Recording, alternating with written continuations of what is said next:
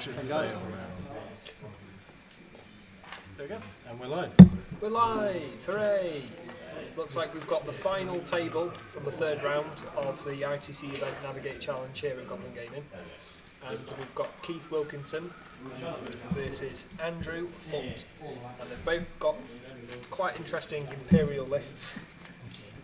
They've pretty much taken the same secondary scoring mechanisms here. So we've got Mark for Death on both of them, Headhunter and Kingslayer for Andrew, I think, and then we've got Butcher's Bill and Recon for Keith. Keith absolutely loves his Recon. I think he's taken that in pretty much every one of his games. Not the first game. Not the first game. So Keith is playing his Deathwatch. Nice. So how's that going to affect how he plays? With Deathwatch. So Deathwatch is he's basically running a lot of the veterans with the Storm Shield and Storm Bolter combat, which is very popular right now. Okay. And it basically gives them a lot of shots. Storm Bolter's giving you 2 shots with Bolter Drill. You're getting 4 shots at max range if you stand still with a rapid fire. So a lot of shots, and then the 3-up invuln. So they've got 3-up arm save and a 3-up invuln. So they're tanky against pretty much anything. So this is Keith up on the left-hand side of the board here, setting up Yeah. his Deathwatch there, in the sort of beigey brown paint scheme. Yeah. So Andrew Foot's sort of bringing Deathwatch as well. He's got a mix of the veteran squads again with the Storm Shields and the Storm Bolters. Then he's bringing some Terminators, a couple of mixed squads again. Then he's got an Imperial Guard battalion just to get those CPs, which is kind of standard in most soup lists. Then he's got his Spearhead detachment where he's running a really interesting choice here, which is running those 3 Caladius Grav tanks. Which are on the Forge World units. Yeah. Charlie's wishing you good luck with your new career in presenting. Right? Okay. This is literally the first time we've done this. we're trying it out. Those Caladius Grav tanks, though, are absolutely sick. They're putting out a lot of damage. Broken. It's a beta rule, so we'll see if it gets put into a codex at some point. Be a bloody mega rule. But I think it's fun. We're running that. Somebody else is bringing some Custodes Dreadnoughts here. Who was Adam Hardcastle. Unfortunately, Adam had to go, otherwise he would have been on table 1 with Keith right now. So we've got a default. A default. Yes, but Andrew's loving it. He's okay with default. Yeah. So let's talk about the rest of the stuff. So Andrew's got those Caladius Grav tanks as his big power detachment, essentially. Yeah. While Keith's rocking a Knight's household. I think he tends to run Crast because he likes the rerolls. And Headsman's Mark's the only reason. Headsman's Mark is such a beast. He's putting out a lot of shots, getting a lot of rerolls. So it's an interesting matchup, really. He's running the, I think they are. What are you running as your guardsmen there? They are cultists. The cultists' guardsmen, yeah. They've got face masks that look like Armageddon, and they are Armageddon. It's an Armageddon theme. That's here where our faces were in the way of a moment ago. Yeah. Yep. So he's running. Fire at 18 inches. Basically, that's just as a bit of a bubble wrap line. So he's put it in there. So any charges that are going to come in, they have to go through them. Yeah. And he's also going to use those to march up the board, taking objectives. Because in ITC, like depending on the mission type that we're on, which we're on 5. You have to put 4 objectives on the map. I think you can sort of see them on the screen. They're in like corners roughly. Yep. One's underneath that, near where that knight is. These are the objectives. So the objectives are in the, as we're looking at the screen now, the top left corner where the game paper is. Yeah. And the bottom right hand side corner where my hand is just about to appear. Yeah, there you go. Yeah. We're just sitting offside of the table now. Same for me. No.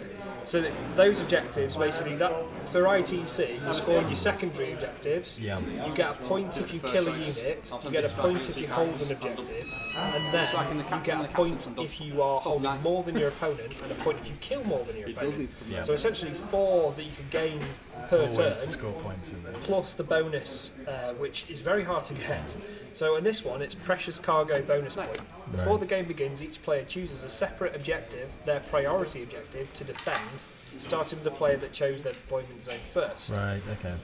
After deployment zones have been determined, but before deployment, each player may move their priority objective in any direction up to 6 inches from its original position. To counter and to continuously counter. That's cool. Afternoon, Paul Freestone. Hope you enjoy it.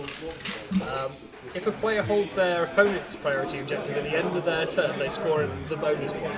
Okay. So that moving objective is very hard to get for anyone unless you're doing a fast, deep strike the army.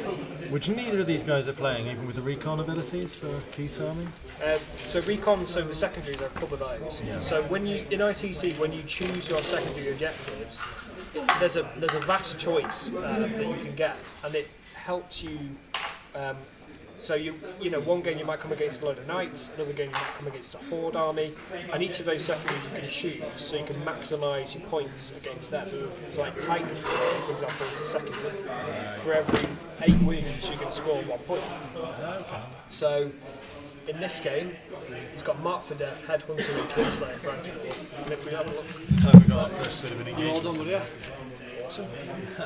What's this? James Williams will be running 1 Calidus and 2 Telemon in a spearhead to use tomorrow, so this will be interesting. Yeah, he's done pretty well with those colours.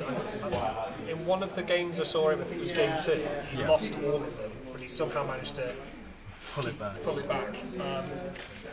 So I'm just going to quickly have a look at some of these scores so I can just sort of talk. Guys, if you need us to move the camera, if you need us to give you a better view of anything on the table, just say so, and we can give you a little look around at what's going on the table. We're just using the one sort of overhead isometric cam at the moment. We will get more cameras. We will, yeah. Of course, they're all on the list. Should funding permit. So, just so Headhunter is an interesting one. That's based on characters. Just trying to find it. There we go. So Headhunter, for example, you get 1 point for each enemy character that is destroyed. Right. So Named characters, special characters. anything like that with a character keyword. Yeah. So all of the knights that are currently being used, so the Warlord Knight that Keith's got is a character. He's going to get a point for that. He's going to get a point for his Imperial Guardsman stuff. So they're rolling You want now. it? You want it? Or do you not want it? Lost the dice roll first term. Here we go. So Here we that's go. the- That's the Kick it starting off. dice roll. We've kind of Decided. we've nil deployed each other. Yeah.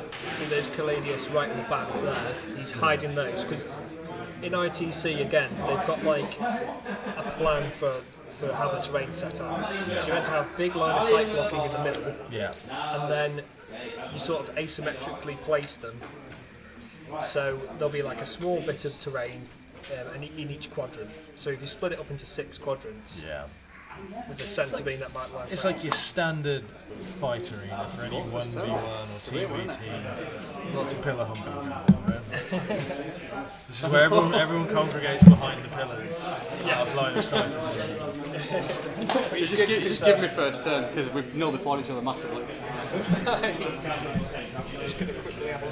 Yeah, let's go. So Tom is now having a problem. So he's Yeah, but just so yeah, Andrew's basically hidden his entire army behind that line of sight blocker. So Tom, you tell us what's going on here, and I'll give us a bit of a better look at this. So talk about these. Yeah. So, doing so, that's why he did win the roll-off, but he decided to give Keith the first turn because of this middle deployment section that he's got going on here. So, Keith won't be able to shoot at anything in his turn 1, and Andrew doesn't want to concede that, so he doesn't want to be shot at, and even if he did get the first turn, he wouldn't be able to score enough hits really to get that alpha strike that he needs to cripple Keith's army. So, giving Keith first turn forces him out of this cover, forces him into the open so he can see actually where I can get to. get some attacks on. Keith is just checking where he can move to at the moment. Yeah, Keith's Forward sort both of sides. judging how much with the movement of the knight plus the range of those weapons, how bad it's going to do. Start going around buildings, it's even bigger. So, interesting game. 2 very good players. Return to our little. I know Keith especially because he's come to a couple of ITC events here and he's been doing a lot more around the country recently. Like he went to Glasshammer I think last weekend and he did pretty well. I think he was in the top 3. Okay, that is good. That is good. But they're similar, but we're not quite the same list. Looking good, guys. James, appreciate that you brushed your hair for this. Apologies. Army's looking awesome. Yes, they are, Charlie. They are. These are two very beautifully painted armies. I think we should get some good shots of them. We'll give a nice little rundown of the actual units, because you've got the army list, the actual units being used there, so we'll do a little rundown of it as well. But yeah, what we just saw there was Keith basically trying to work out where he can go without being screwed over by the placements. They forced each other out. So Keith wants to try, in this situation, if I was him, I would try and poke my alpha unit, which I class as like the knight or the health unit that can do the damage, push it so it's just in line of sight of one or two of Andrew's key targets, and try his hardest to get that first strike. It's the large units that he's got here at the front. Yeah, so that's the bulk of his firepower. And then when these veteran squads come down for the Death Watch, you'll start to see a lot of infantry Yes, because he can deploy on the next turn with some of the units. Yes. Army. Yeah, so he's got a lot in deep strike currently, helping reserve. You can see the box of them off to the side just here. He's got a lot of them. Lots and lots of Death Watch, and I think he's got a shield captain. Should we take a look? Running Do you want to Valorous talk us through it? Let's have a look. Yeah, let's have a look. We're going to get the picture out. Talk us through what's in this box. Alright, it's quite hard to see, but these are the mixed Death Watch squads that seem to be all the range at the minute in a lot of competitive formats. So a lot of them, the core of it's like Storm Bolter, Storm Shield veterans.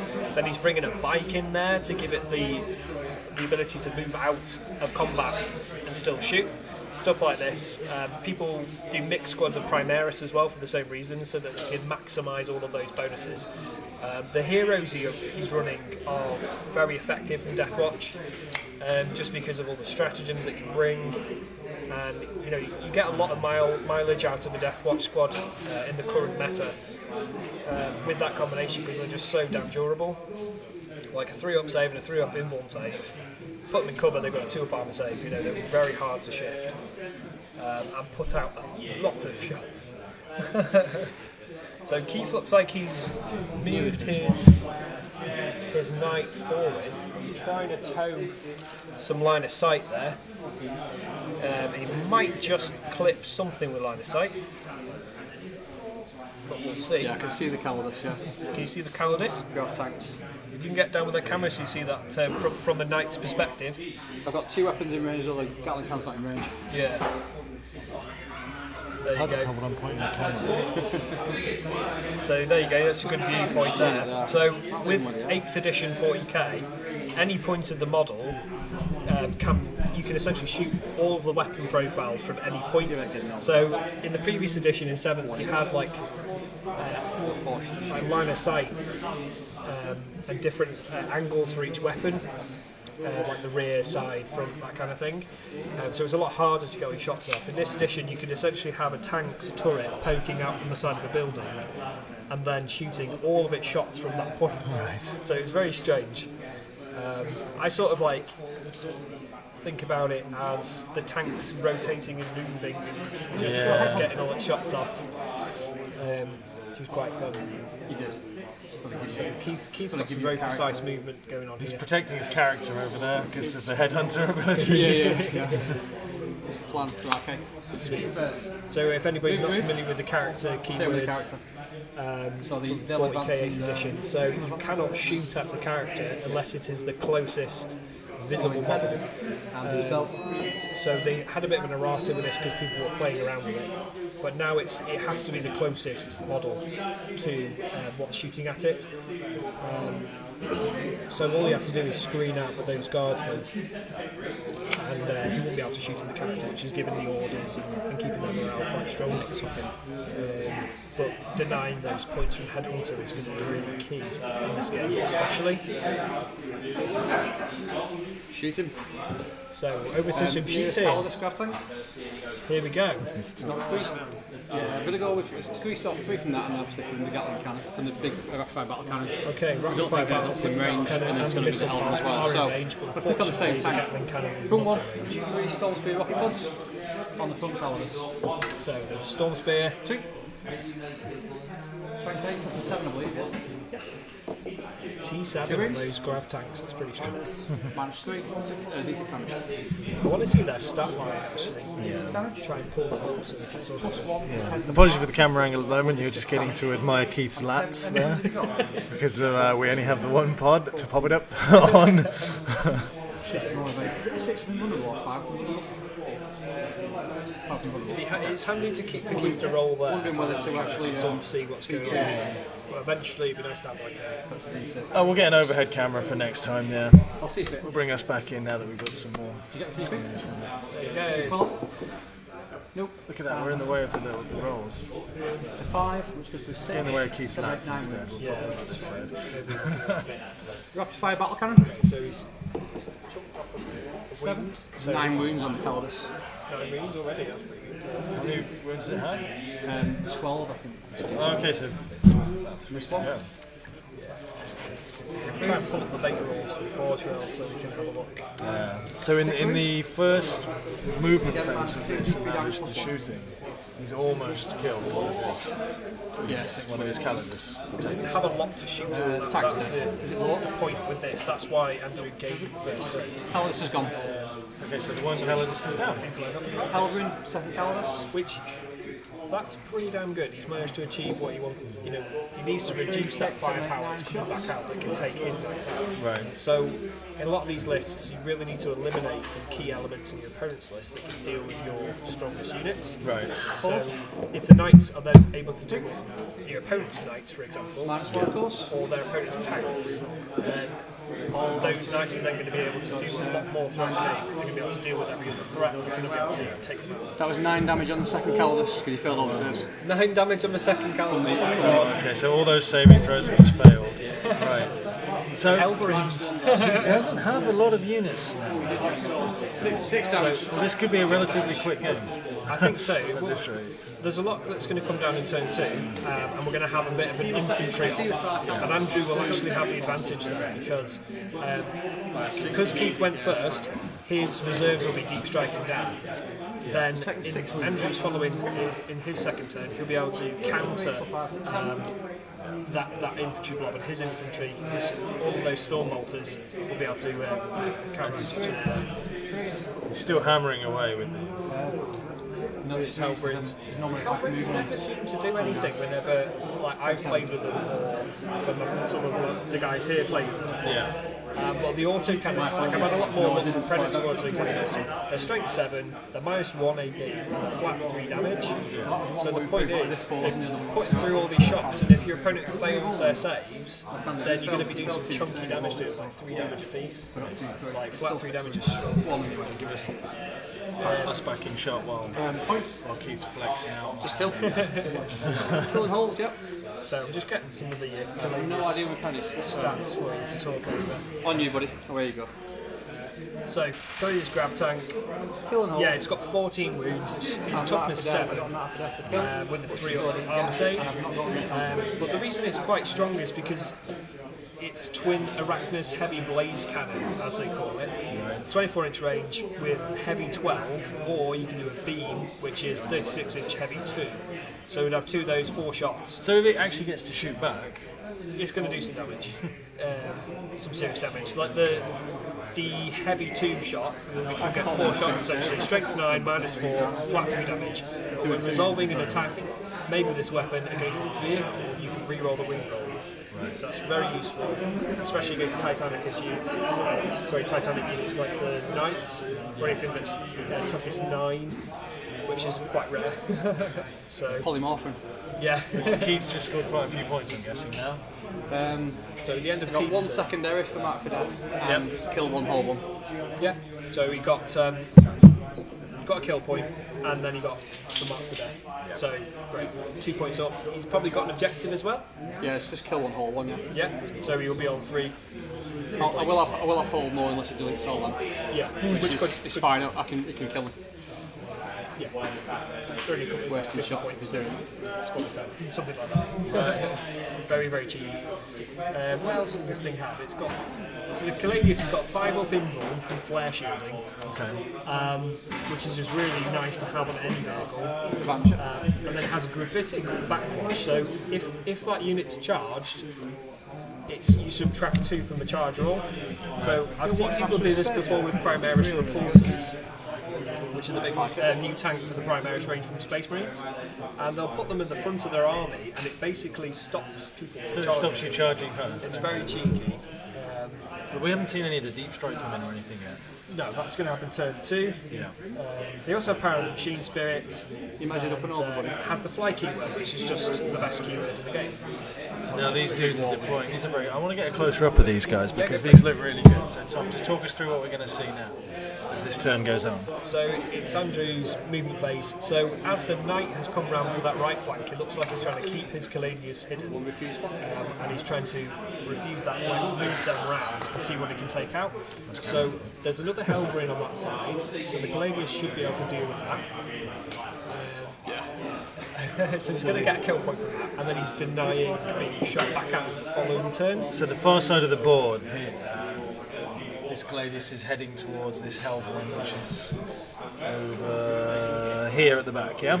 Yeah. I think he's going for that one. Yeah, Both of them. the one at the far back. And what, you think the Caladius is going to come off better? The string was paused. A little bit of latency, that's all. Okay. So yeah, he's put his bubble wrap forward of all of his guardsmen. He's using what looks like the elastic band strategy so that he can differentiate his units. I forgot mine. You forgot I forgot the loom band. Is that... There's a loom band. You know, I for a moment there thought that was really good painting. And for some reason he'd given them neon, like, tubey things attached to his weapons. He's just stolen his daughter's loom bands. It's like buoyancy aid squad. Keep them going. So in ITC they specify that the units need to be different from each other. If you're running multiples of the same thing, they need to be different somehow. I mean, we're being a bit more flexible with that, but as long as your opponent knows what they are and knows being gamey about it. Well, that's how he's differentiating them with loom bands. With loom bands, it's Well, working. it says there has to be paint, right? Yeah. What is it? I prefer it when people put it on the base, like colour the base. Yeah, a little ring around the base. Yeah. Just or something on the base. It's permanent though, it stops you Yeah. having to mix and match. I did it with my transfers on my interceptors. I have like 9 interceptors in the squad, and I just put transfers, so 1, 2, and 3 squads. Which I guess counted, but it's not that obvious. So he looks like he's moving out with that infantry as well, secure all of the board. Important board control. You can get a cheeky. If you can somehow manage to get that priority objective, that can really shift it. So his objective is in the opposite corner. Yeah. So they both choose a priority objective, and then they can then move it as part of the scenario. So this is where he's pushing down towards this Helverin over here. Yeah. So if we just look over here, Yeah. So there he is. You can, yeah. I looked before, I don't think you could. And if that squad can run, if it can make a solid advance move, which I think he tried to do there, Is that one bracketed? he might be able to get on that other objective. So the 2 Caladius, one of them has been damaged already. I think it had already taken 6 points of damage, so it's been bracketed. I'd have to double check that actually. So its brackets are, so it's 8 to 14 wounds, it's at full health, with a 2-up ballistic skill, okay. 4 to 7 HP, it's then on a 3-up, and then 1 to 3 wounds remaining, it's on a 4-up. So it's pretty good, damn good throughout its entire damage track. Which is quite cool. So hopefully... sit back down again, just focusing on this back corner where the action is kind of moving to now. So it is a bit of a risk because with knights you can always do the strategy which is rotate iron shields, which is 1 CP. One knight in that phase can gain +1 to their invuln save. So the Helverin is going to be saving on 4s against a lot of the firepower coming at it. So if Keith rolls well, What I'm going to do, just to reduce the background noise, I'm going to drop the gain on this microphone and I'm going to get Tom to speak into it a little bit more closely. So, because unfortunately we are in the games hall at the moment. So Tom, you're going to have to get nice and cozy with my microphone. I'm just going to test the sound from across the way while you keep everyone entertained. So if you give me 2 seconds, I'll just make sure that this is coming through with okay sound. Here you go. Yeah, just get your face nice and close to this part. Cool. There you go, try and see what's going on now. So it looks like Andrew's done some advance. You've done move, have you? Yeah. Twice, yeah. So he's used the order move. Gets basically a free move and another advance. He's great for those guardsmen to just like shunt up a little bit more. They're a lot faster than you think, especially when those orders are in play. Oh, advanced family as well, but yeah. So, looking at what he's doing now, I think his guardsmen are going to try and pick off that squad of 10 that's holding that objective there, because Keith really wants to hold more objectives at the end of his turn than his opponent, and you get that extra one point for the game, which do add up pretty damn quickly. So I'll run you through like our scoring methods as well. Climbing across. I've always done it. It's amazing first. It's not this way all the time.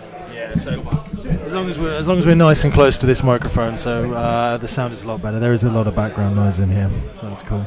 I'm gonna run around with the camera while Keith flexes out in front of the camera. So here you go. There you go. So for some of the scoring, like it's normal ITC. So we have victory points, which are a secondary scoring option. You've got your wins, losses, and your draws, but we more importantly go off tournament points. And I've seen this being used on quite a few different tournaments. And so it's the point differential. So we use a bit of a table to help work this out. So let's say that Keith wins, like completely tables his opponent, and there's more than a 19-point difference in victory points there. It'll be a 20 and 0 for tournament points. Then as that differential gets lower, the tournament points shift more. So like a draw would be 10-10, for example. And I quite like that method, and it just makes it so even the closer games that you play, which are always the best games, you're still being rewarded. And even if you lose, you're still gaining some sort of tournament points. But we then also give you bonus tournament points. So early list submission, you get 1 point for that. If your army is fully painted, 3 colours minimum and based, I give you another point. And then just as a personal preference, because we like seeing fully painted armies here, is if your army is fully painted, and by definition that would be 3 colours, base, wash, highlight, and the base is fully completed and painted, So now we have the you get an extra few. Sorry to interrupt. That's right, I've just See, I'm holding the camera points. with my arm. There we go, so he's chopping into this infantry unit here, which he really needs to get rid of to deny that point to Keith. Yes, because this is where Keith's objective is. Yeah, so he managed to get that unit onto that objective. Because if you control more than your opponent, you get an extra point. So denying that would be fantastic for Andrew. So like he's doing some armour saves on the Helverin.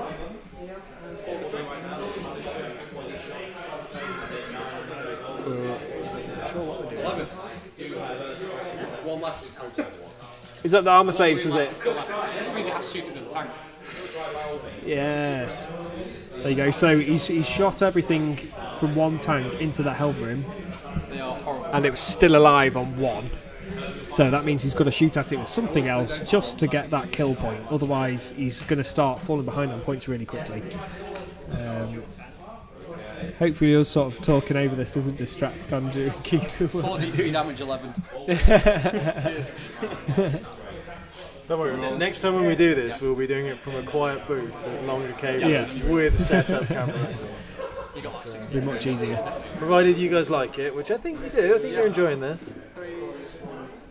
Yeah, we just need to get some good camera angles, really. Yeah.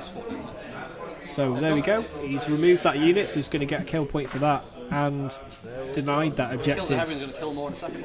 Yeah. That wasn't the one anyway, it's fine. But yeah, if you guys want to see any other angles on the board and you've got any input or feedback, just let us know, because we can bumble around the board for you.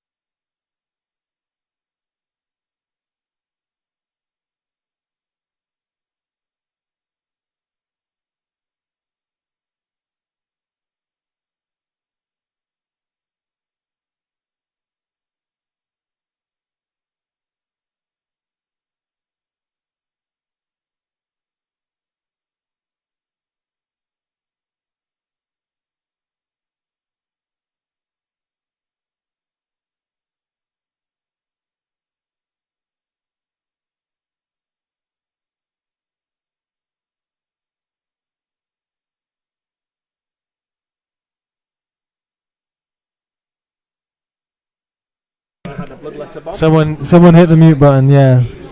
Moving first instead. Yeah, that was flashing. Moving to the move, get him out the way so he can move in the back. We're working. Yeah. So yeah, what the danger is here, if Keith decides to bring down all of his death watch, I get Alfie back. yes, they will be able to put out a lot of shots, and yes, they will be able to clear some of that infantry off, maybe deal with some more Calidus's, but then when Andrew brings his deep strikers down, they're going to effectively counter those death watch units that had come down previously from Keith. Yeah. So it's who drops their death watch first, which is quite funny. There we go. So I'm not sure who muted that. I'm going to say it might have been you when I pass you the mic. So we're going to steer clear of this button here. Yeah. So we'll have this on the boom arm and everything in next touch time too. So we won't have to keep passing this around. I think I think they missed us asking for love hearts, maybe. If you can hear us now, give us some love hearts on the stream, some little thumbs up and stuff. Look, we've got loads of them. It makes me feel good. We were just talking about the basing and terrain competition, so I don't know how much they heard about the terrain, because we may have been muted then as well. Okay. But it's... We were talking about the Game Mat EU terrain pieces. Yeah. Which are really cool. That's what we're using on most of the terrain here. We've had donations from some of our loyal customers, and we've built up some ourselves. And played Way nerds. Nerds. Sam should be here right now. Yeah, where are you, Sam? He's streaming with us. But he is on holiday and with his missus. Okay. Yeah, so do you want to run us through the basing competition? Yeah, so while these guys are just doing their movement on the board, the basing competition that we're running, if you haven't already seen it, we've got one of our YouTube painters coming up on the 18th, and what we decided to do is just a little focus on terrain, basing effects and scenery that you guys have created, because there's some really nice boards out there, there's some really nice bases, and they kind of make the game. Like a bare base just doesn't look anywhere near as good as a nice base. So yeah, we're taking the submissions. None of these guys, I've seen them all because they're coming directly to me. None of the guys have seen them. Sean from Orc Paint Nerd won't have seen them either, so you'll get to watch them, judge them live and give their input on them. But everyone's kind of given a little description and a rundown of why they've chosen to do that with the model, which is nice. It gives an idea. And the one that I'm really liking at the moment is somebody who's using an army that you don't really see very often. I've never seen anyone play with it, actually. And they're using water effects really nicely. So it's going to be a good one. I like that one. There's more coming in every day. So, but yeah, we'll see. Well, Rich has also entered one of his. I'm hoping to... to your performance, those. I'm hoping to enter one of mine in as well. I've started Demons of the Ruinstorm army for Warhammer 30,000. Which I can also use in 40k. So I've got like a Khorne army that I'm putting together.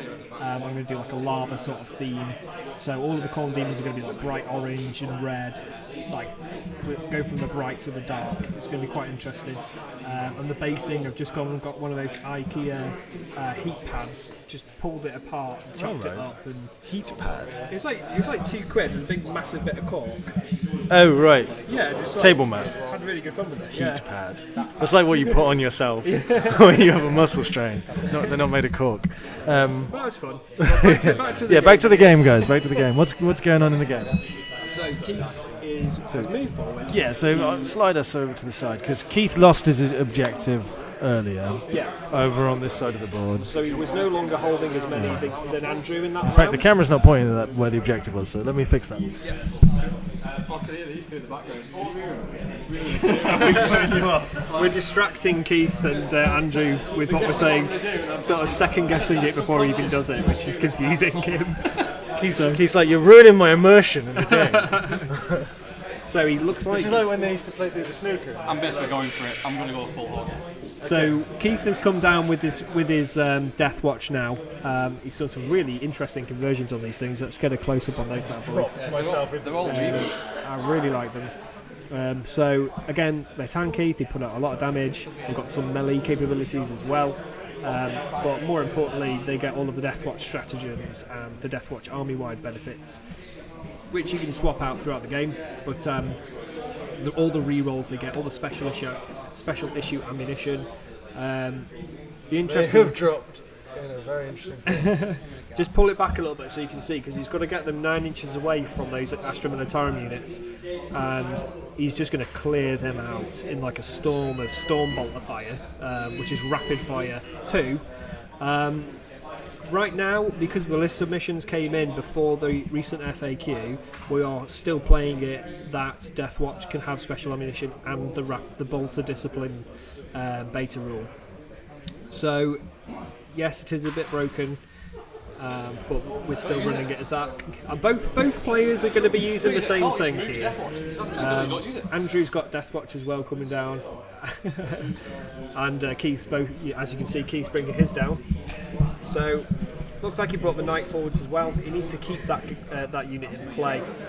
And one of the reasons Knights, as many of you know, are so effective is that they do a lot in every single phase of the game.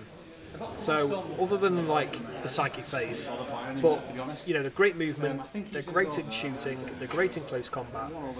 They can hold objectives. You know, they can do so much. Very versatile, very strong. Absolutely love knights. Put a pen between the shaft between for these. So he's bringing down some more of his Death Watch now. All of them all at once, man. All of them. Where's your jump captain? There's one there. There's one over here in a second, and the Watchmaster's just about to join him. Awesome. So he's got Watchmaster and 2 jump captains with the jump pack. One's Smash Captain, one's a Relic Blade. Cool. So Relic Blade on one, +2 strength, really good AP and damage, and then the other one's rocking a Thunder Hammer as a Smash Captain. Not quite a Blood Angel Smash Captain, but they do their best. Very cool though. I'm loving those wings. Just get a little on that converted one there. Yeah. Just down a bit. There you go. So I think that's the jump pack captain with the Relic Blade, but it's just a really interesting looking conversion there. Very Corvus Corax sort of the jump pack wings. I love it. Let's bring that back out again. So if he's probably going to deal with most of those Astra Militarum units with the Storm Bolters, and then start pushing forward to control Andrew's priority objective. So the other thing he's got to watch out for is that counter deep strike. So we'll talk a little bit quieter so that nobody else can hear us when we're talking about this. Because Andrew's again got a load of his own Death Watch to come down, as we've said. So if he spreads out properly, making use of his Astra Militarum units, he needs to stop Andrew being able to get down at a key position for his deep strike. And if he pushes too far forward, then Andrew's going to be able to deep strike in his back line and open up that priority objective for Andrew to score, which is just a very important point throughout the game.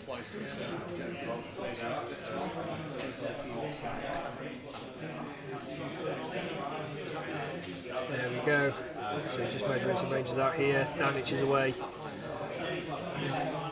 Those Smash Captains, pretty damn useful. As we all know, Blood Angel Smash Captains are the best. They're using those stratagems just to come down and just do a ridiculous amount of damage on the charge.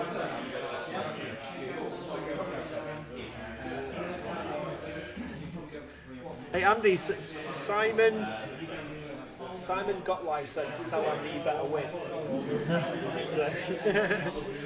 There you go. Just see some of the comments. Clunge. D6 represent. D6 evolution represent. Cool. So sorry about the shaky camera work there. I was trying to lean over the table and show what was going on. I wasn't expecting on this right hand side, just over where my hand is, I wasn't expecting all the action to be focused over there. I was genuinely expecting it to be on the far side of the board, with where all the tanks were. Yeah. What Keith's doing though, can you see how he's sort of doing a refuse flank?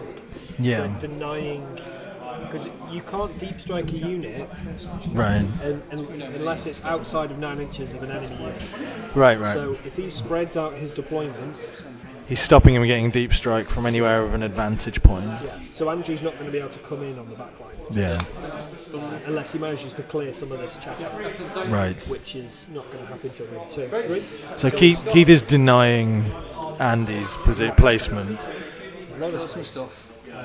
Right. And it's a good use of, like, that's why again Astra Militarum battalions, the Loyal 32 as they call them, they're so damn good because it's like just under 200 points, something like that. Right. You're getting 3 units of 10 and 2 Just in company case I left the commanders. gap. You've got that flexibility of move. They put out quite a few shots. They can hide in the back line. They can push up. You know, there's so many options for all of them. Yeah. For so cheap, so it's a no-brainer really for an Imperial suit list. Especially But a lot of dice being rolled now. there's a storm. There's an awful lot of dice. So these are the guys he's just deep jumped. Oh, sorry. Deep strike. So I think he's shooting some of his guards, getting some of the guardsmen shots, last guns out the way first. Right. So toughness 3, strength 3 weapon, so he's forced to do that. Okay. Plinked a couple of them off, but I want to see some of these storm bolters being rolled in a second. There's a lot of shots coming out. Yeah, it's been going for 45 minutes, this game. Have we? Yeah. No wonder people start dropping away. I mean, when we do this next time, we'll have the other camera angles too, so I won't have to swing the camera around. I'll just be able to switch to them, like I do with our little full screen view versus that view. But it's just available kit. This is brought to you by a single Logitech webcam and a Blue Yeti microphone. Pretty good. Yeah. Doing a good job. Termination right on the blue squad, and everything else can on the orange squad. Right, Right, guys. so Got some more people coming in to check out what's going on. some more visitors. The 40k crowd here is actually really nice. Like Yeah. we have a really good group of people that come. Like Tuesday nights are our wargaming nights. Yeah. But the gaming centre's open Monday, Tuesday, Friday, Saturday, Sunday, and like the late nights, people come down. But Tuesdays, everybody sort of focuses, and most people who play are playing 40k. Cool. There's one blue, and the other 6 of the mates. So just back to movement now again, are we? No, this is still shooting. 6 of the mates. Yeah, it's still shooting the orange. It's got a lot to shoot. Look at that, 2 handfuls of dice. 2 ones, 1 miss. Everybody loves throwing buckets full of dice. It's the most expensive part of the hobby. It's all the dice. These are storm bolters, Keith. Yeah, I'm just ready to rinse unit of guard. Here we go. The perfect weapon for rinsing units of guards down. So many shots. And they haven't got great saving, have they? No. So they're just going to get churned up. I think it's like a 5+ save for Cadian's armour. Right. Sorry, The captain, the Astra Military infantry. sniper, So they are just going to get chewed up. So I think he's taken Tower. I think the only thing that those guys can see now are the tanks, right? With that line of sight.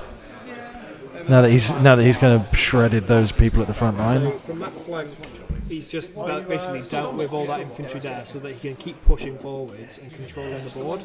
Because if he controls more of the board, then Andrew's deep strikers are going to really struggle to come down and actually have an impact in the game. Yeah, well, we haven't seen Andrew's deep strike people come in, and we have seen all of Keith's have come in, and there's a lot of them. So whilst it looks like Keith is actually kind of ahead now, Andrew could. Yeah, I would definitely say Keith's doing pretty well here. Yeah. He's eliminated one of the Caladius already. He's probably going to take out another one. I get really lucky. I might get Yep. Speak up a little bit. Yeah, if he's really lucky. He's got a Helverin that could probably put some damage into it. Here we go. We're doing the night now. So I will make sure we can see that. You tell us what's going on. Yeah. Okay, so Keith's just allocating shots at the minute. So he's going to put some of his stuff into that Astra Militarian squad. The Gatling cannon, rapid fire battle cannon, and the Stormspur rocket pod. Probably going to go into that Caladius that we can just see. Gatling cannon. He's got line of sight on both of them by the looks of it. So maybe he can take out. Gatling into the back one. Yeah. Ooh. And then everything else is So Gatling into the back one, everything else into the front Caladius that's underneath that stairwell there, and then the nipple gun, as they call it, the stubber, is just going into an infantry squad. So here we go, some dice rolls. Okay, so this is not bad.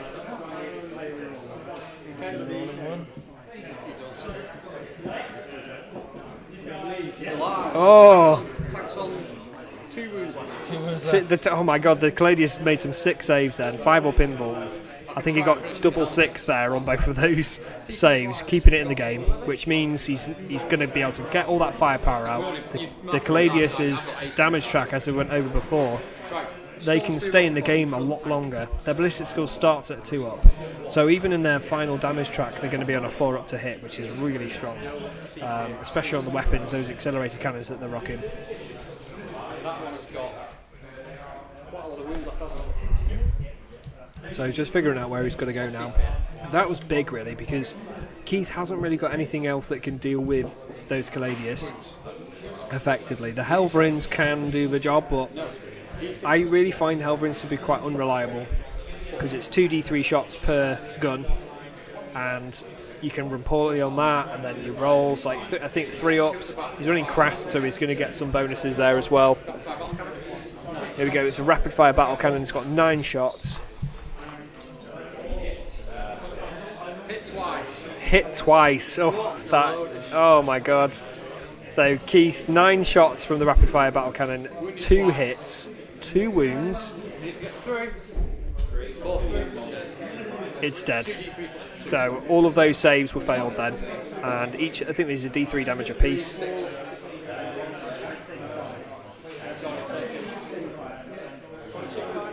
Just trying to figure out what they're doing here. So it's dead. Off it goes. So the heavy stubber on the. Very good. Moment of silence for our fallen. Yeah. No, the Caladius. Such a beautiful vehicle. Like those Custodes hover tanks are just really nice. Yeah. Thank you for joining us, new viewers. Awesome. Like I say, this is speaking. Give them a little hello. Ask them some questions. Get them some interaction. Who else has played a game like this? Yeah. Who else has done a tournament? Has anybody else played sort of Imperial Soup versus Imperial Soup in an ITC final? That'd be really cool to know. See how that pans out. And if you've played against some of the new Custodes stuff as well, I'd love to see what your comments are about that, because I think that they seem quite well balanced. He's got 2 wounds left on the Caldas. 2 wounds left. Oh, right, okay. He's got 2 wounds left now. Right. So they've just miscalculated the damage there. So the first Caladius that you saw removed then, that's actually back, but it's on 2 wounds, and the other Caladius is also on 2 wounds. So they're just in by the skin of their teeth. So yeah, we've got a couple new viewers have come in, so hi. I hope you enjoy the stream. We are, again, we said at the start, but we're streaming the final game of the day, I think, for the Navigator the Navigator challenge that we've been running. And it is basically 2 Deathwatch teams against each other, right? Yeah. two Deathwatch, but Keith's got the Knights, and Andrew's got the Caladius from the Adeptus Custodes. And they've been going. They're on the second round. They've been going for just over an hour now. The stream's been going for 50 minutes. Yeah, hope you enjoy it. If you've got any questions about what they're doing, if you want to see any of the models they're using, then just pop it in the chat box. But also, is anybody watching keen on doing these tournaments? Yeah. Can we tell us about the tournament, Tom? About the ITC tournament? Yeah. So we started doing this as a request from the community, and I've been running tournaments here at Goblin Gaming Centre since we started doing the gaming centre essentially. And before that we were doing it at a local club in Winsford, and I started doing something called Speed Hammer, which was initially 500 points. Quite a unique little rule set which made it very basic, like kill points, 3 objectives. It was really easy, and then we sort of worked out restrictions and stuff like that, and that's grown and grown and grown. We did that once a month, and then there was a request to do more 2,000 point big events, and ITC was sort of coming along. It's getting bigger and bigger and bigger every year. More and more venues are doing ITC events. Because it's global rankings, so all of the results from this event will get basically compiled from your rankings. So Keith coming in first, he'll get a number of points, and there's only 18 players in this event, so it's a small event, but he'll still get some ITC points which will be allocated to his global scoring. So it's still quite useful, and again, it's good practice. Everybody who comes down to one of the Navigator, we've done 7 of them now, has really enjoyed themselves, and they've just said it's a bit more relaxed. You're not like cheek to cheek all the time against a load of people really tightly packed into a room. We've got plenty of space here in the gaming centre. Got loads of really nice terrain. Some of it's donation, some of it's we've done ourselves, some of it's Game Mat EU pre-painted stuff, and it's coming together. But yeah, Keith here has been to I think 3 Navigators now, Yeah. and he's really liking 8th edition. And he started. Massive mistake. Got to teleport him. Oh no! So what happened here? What's gone wrong? Keith has just turned around telling us that he's made a massive mistake. We watch Was it Master. watch He's in the captain? building at the back of the board. Yeah, so his watch captain should be towards the front line, Right. because he forgot to teleport over. Right. So the point is that was going to give rerolls to hit for that entire right. block of units within 6 inches of it. It's like an aura. So he's got none. Yeah, so he just got the normal Death Watch rerolls, which is unfortunate for Keith. It happens. I think we've probably distracted him by talking through everything. Okay, Rich has nearly knocked the whole board over there. That's massive. If we're all on the 2s now, I'm going to kill you all. So he's got an interesting angle. Earthquake. So That was me falling on the table. just move our little screen Yeah, out our of the way. screen's in the way. Our screen is in the way of the best bit, isn't it? Yeah, that is a really cool view. Yeah. Look, and we're in the middle of the action here. That'll make us a bit smaller. There you go. The 2 commentators right in the middle of this board. So who's going to win? Choose your sides. So I love Keith's paint scheme as well. He's done quite a simple and effective paint scheme there with like those chevrons on that knight, and it's quite striking, especially when you compare it with like the black and everything that's going on with those Death Watch units. So those guardsmen are going to die pretty horribly at this point. Hey there, Jonathan Rose. Hey Sorry, Jonathan!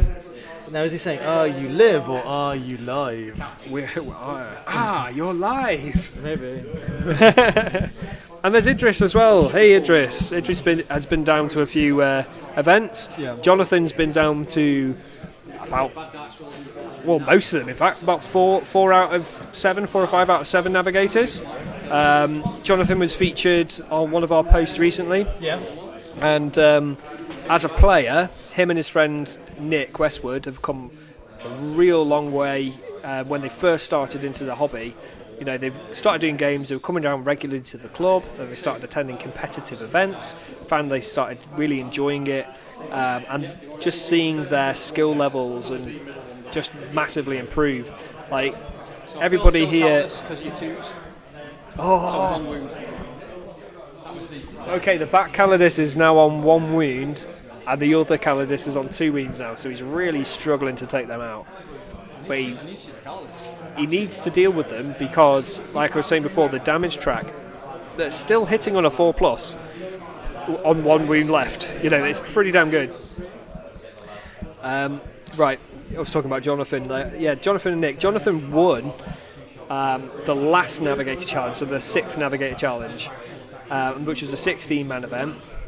And he brought an Imperial Soup list there with Custodians, Shield Captains, a Knight Detachment, and a load of, I think it was, Skitari. So he did really well with that.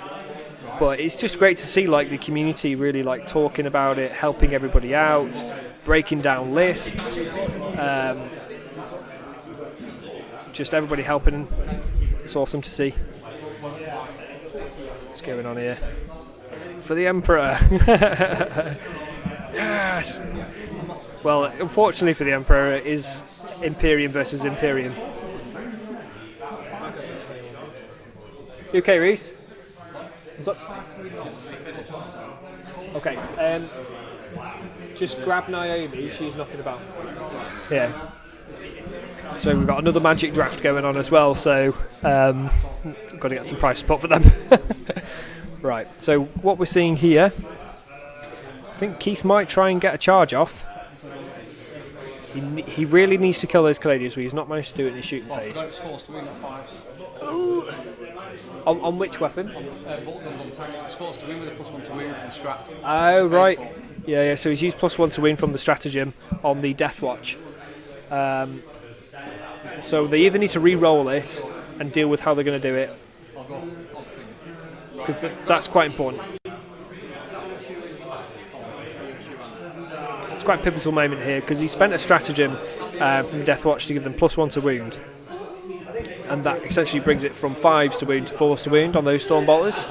So again, it's a hugely versatile unit. It can do so much. A lot of shots, really cheap. The storm shields, again, giving that 3 invuln. Makes them really hard to shift again. So, next turn, we're going to have to see how it falls because Keith's done a fantastic job of denying this board. So Andrew's going to struggle to bring down his Deathwatch detachments that are in Deep Strike to try and push back control. However, he is going to be able to counter Keith's Deathwatch. Because, as everybody knows, the way to deal with armoured vehicles and like heavily armoured troops, you need a lot of shots, so he can fail a lot of armour saves. See what's going on here. Right, so they're actually re-rolling those shots that he put into the Caladius to try and finish it off with that stratagem right now. So he's actually on 4s, not 5s to wound. So yeah, with the doing that roll again, which was quite important, he has actually been able to remove the Caladius there. Does it roll for an explosion on that thing? Did, yeah, but it didn't roll. The other one's on 1 wound. The other one's on 1 wound. Wow. I have. Andrew must be feeling a bit sore after that. Can you throw a melter on me? 60 inches. 2 hits. Come on, fella. Kill the tank. Kill the tank. That's a wound. Okay. He's clutching at straws here to try and take that last wound off that Caladius, and he nearly did it. He got a wound. Unfortunately, couldn't do it. So we're nearly into the charge phase, and yeah, he's got to be careful there because obviously that's a ruins. He's going to have to get a long charge to get that base around the building. So it'd be better if he charged with his Deathwatch first, just to get them out of the way, so that the knight can then Throw the screen around. tap dance his way into combat, which would be nice. I thought I'd fly us up into the corner. Yay! So this is where all of the action is now focused. It's just on this corner. I should have set Yeah. up for a better angle. Ooh, look at that. Keeps rolling some dice, action dice right in front of the web die. You're right, the knight successfully charged those guardsmen, those poor guardsmen, about to get stomped. They're all behind this line of units that we're looking at right now. If I lift the camera slightly higher, you'll be able to see those guys are about to get trounced. Absolutely. The Deathwatch again, they're going to charge in as well, try and take out some more. But more importantly, get further forwards to deny area and to get onto those objectives. Right, okay. We're not sure how he's doing in terms of his secondaries right now. We'll have to catch up How are with the him in a minute. tanks doing? How So- are the tanks doing, Tom? So, that last Caladius now that's there has 1 wound left, and Keith just couldn't get it. It's still going. So I think he was even like trying to plink it off with a couple of cheeky bolter shots. From the first round, one went down. Yeah. And then, sort of towards the end of the second round. Well, we're in the third round now? This is the second round still. This is Keith's charge phase in the second round. Nearly completely wiped out all 3 of them. Yeah, 3 tanks. How many points per tank? Calidus, I can pull that information up for you. Because this is a significant chunk of his army that is being destroyed. Yeah. Just wait for this to load. Forge World document. Okay. Caladius Grav Tank. Apparently it's 100 points per model, but then you add its Arachnus Storm Cannon or the Arachnus Heavy Blaze Cannon. And that's 40 to 50 points in addition. They're not that expensive. So you get 2 of those. So I think it's about 180. I'll pull up their list so I have a better look at it. Just give us a moment while we do this. How's everyone doing anyway? Is everyone enjoying the stream so far? What else can we show you? What else would you like to see while we work out what points these tanks have cost? It sounds like it's at least 150 points per tank, plus all the little additions, right? These are Forge World units. Yeah, so they're quite expensive. I think they're like £80 for one of those. Yeah, but they're For a beautiful. Forge World. They're beautiful. Very pretty.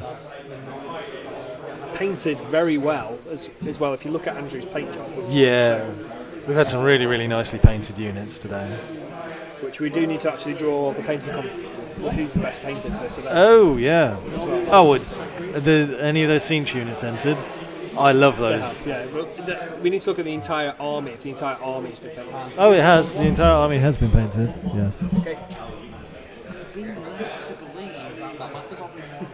There you go, buddy. I've been left on my own with the microphone. What's going on then? Look, I'm going to interview Keith. I'm going to annoy Keith. 5 saves or 9 dead? Oh no, 8 dead. 8 dead. Keith, how are you enjoying destroying all of these tanks? Look, he's left me alone with the microphone. The Calidus are horrible, which is why I've tried to kill them. And I would be dead if I'd teleported my Watchmaster across because I rolled a load of 2s. Yeah, succinct. Yeah, this game would have gone very differently if your Watchmaster had actually been teleported down to the but sun. it's really still early in the game, and even the one wound Calidus can make a mess of a night.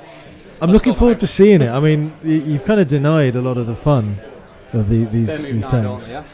So let's get back to the action. Here you go, Tom, you're back. Still trying to find. He's still looking.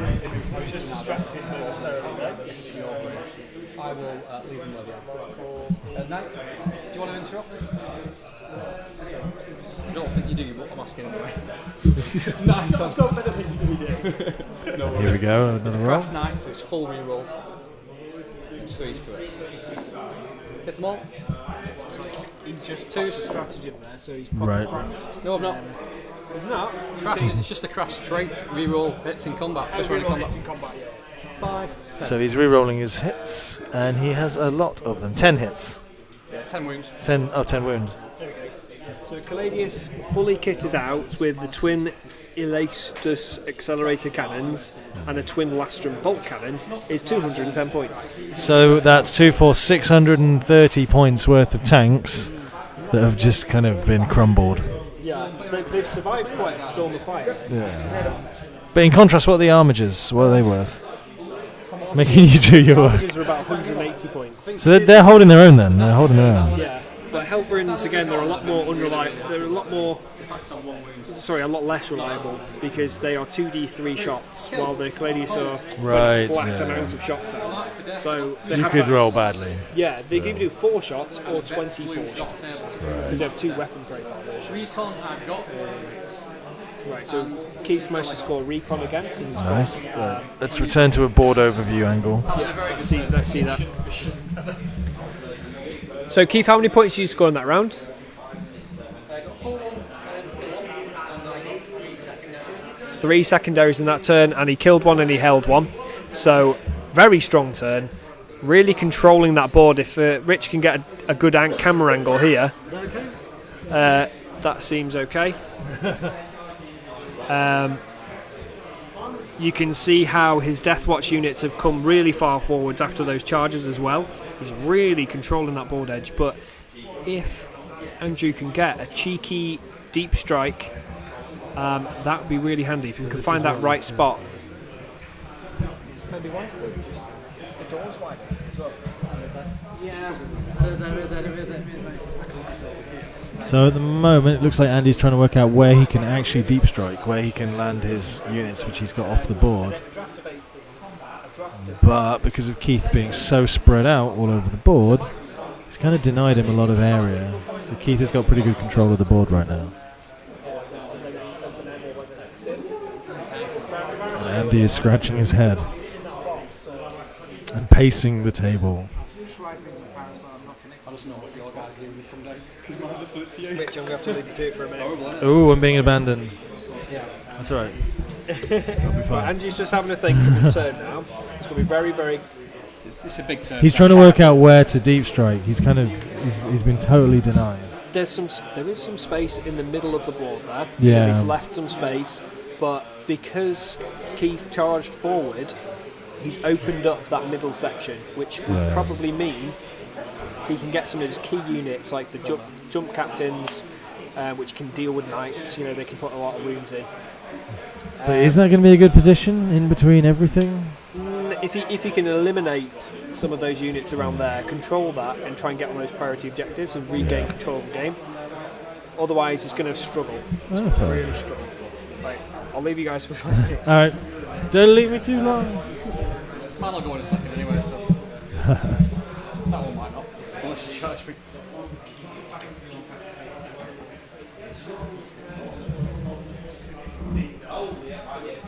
How are the Custodes tanks doing? Still terribly. But we might actually now see them do something. Or at least get to have a crack.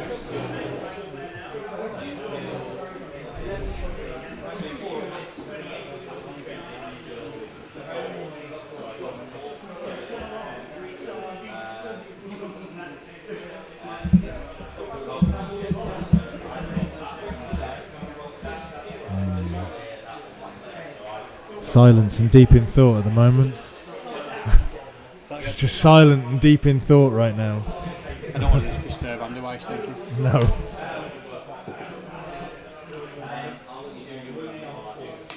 Keith's having a well-deserved sit down.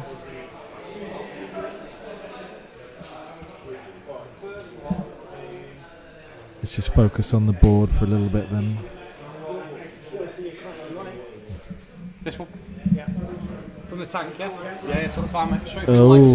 Just hit his bollocks on the way through. You might actually miss something now, the one falls. So the tank is going to take its first... Is this the first shot the tank's taken? Second shot. Yeah, they deleted the Helvin last turn. Oh, yeah, the Helvin went down. Complete overkill. He did like 11 wins with this one and then killed it with the second one. So they're really good when they get to do something. As you were saying, under the glass hammers, aren't they? They can die quite quick, but they hit like a train. If I'd have killed the Calidus, the last Calidus, I'd have been much happier, but I'm still, because if he rolls well on it, he can still spike it a knight and kill a knight. Or do half wins on that thing, so it's very interesting. And now they have just 12, yeah? So Keith is now worried that these Custode tanks, well, the last Custode tank is going to be able to basically one-shot his Armiger. Yeah. It does have line of sight on it, and it is within range. And he's playing quite defensively now.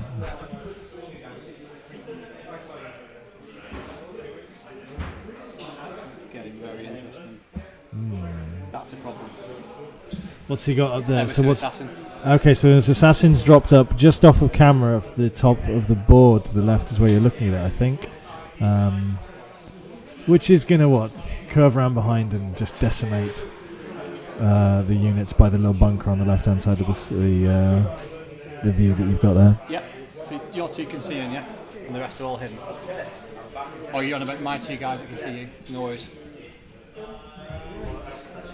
Taking a quick look around the rest of the room, all the other games are still in swing.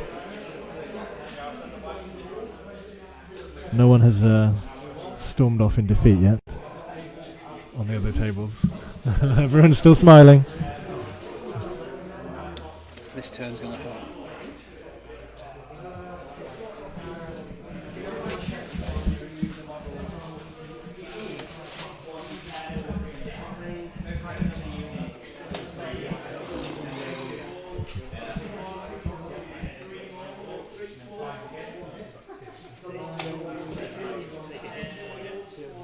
I'm not all-spec scanning you for 2 CPs to shoot your 2 models. Right, you've moved them a bit now, I've got 4 in line of sight, I can see now. So they're just checking line of sight again.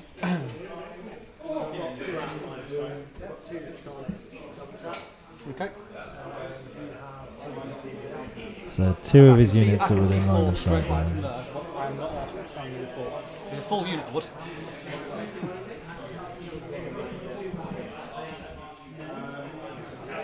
And here comes... You keep moving him over a bit more, I might also scan you.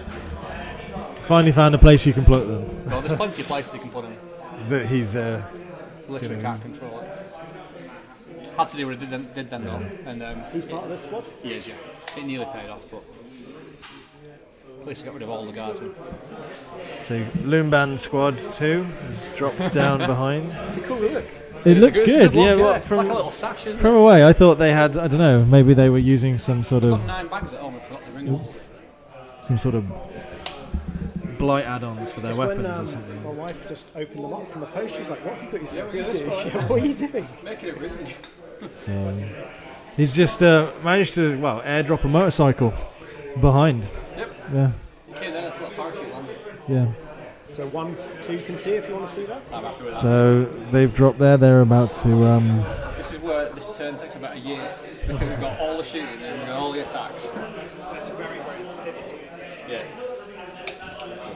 They're very, very close. The last turn for me was huge. This turn for him was massive. But you've denied quite a large area of the board. So because Andrew's chosen Headhunter as one of his secondaries. Key points here, we've got an assassin over here. Yeah, so he's dropped the Aversa down. Absolutely amazing unit with the updated rules from the White Dwarf. Unless you fail every charge like I had last weekend. Unless you fail all the charges, yeah. We've got these guys behind here. So his Deathwatch unit come down there. They've got a bike, there's some close combat guys in there, some Terminators. Again, there's Storm Bolter, Storm Shield combo. There's a jump pack chap in there as well, so that he can get in and out of combat. It's an incredibly versatile unit. Close combat, lots of shots, very durable. They can tank a lot of normal hits with no AP on the 2-up saves from the Terminators, with their 2 wounds apiece, and then any other shots with higher AP, they can tank them on the Storm Shields with the 3-up invulns. So it's a very strong unit.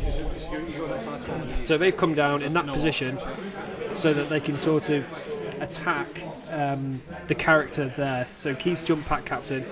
So he's bringing down another unit there in that corner to deal primarily with all this chaff that's going on over here, and maybe put a dent into Keith's Deathwatch unit. Can't see whether that was a good angle or not. 'Cause it's on screen. It's fine.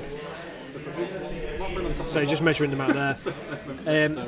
If Andrew can get onto Keith's priority objective, he's going to be in a strong position because he can earn that extra. Running around with fistfuls of models.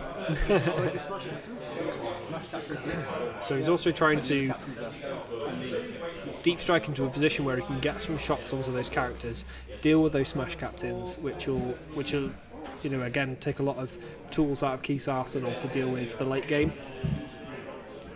So we've got about an hour left on the timer at this point, and they're at the bottom of turn 2. Let's go. Up the building. So are they going up? Are they? D6. It's going to be. You're okay on the side, I think, buddy. I can't do it. So he's deploying one of those Deathwatch units right on the top level of. Just about to rate the Smash Captain. Where's your other Smash Captain? Down there. Right. So what he sort of counter-deployed his Deathwatch units to take out those characters and get as many points as he can this turn from Headhunter. So if Andrew does well here, he could actually strike a quite a demanding lead there over Keith, because he'll get all of his secondary objectives. Again, he's going to struggle to deal with the Knight, even still, but if he takes out those characters, starts dwindling his forces, and the Caladius is lucky with its rolls, it might actually start putting some hurt on you. Yeah, the Helverin's in a hard position for him to get to, which is what you can see on the camera there. Do you want to, Rich, can we try and get a picture of that middle section there where he's just deployed his Deathwatch? If you look down there, that's it. So he's got a big unit of Deathwatch there. There's the Smash Captain, which is now the closest unit. So he's going to be able to put a lot of Stormbolter fire into that one Smash Captain there.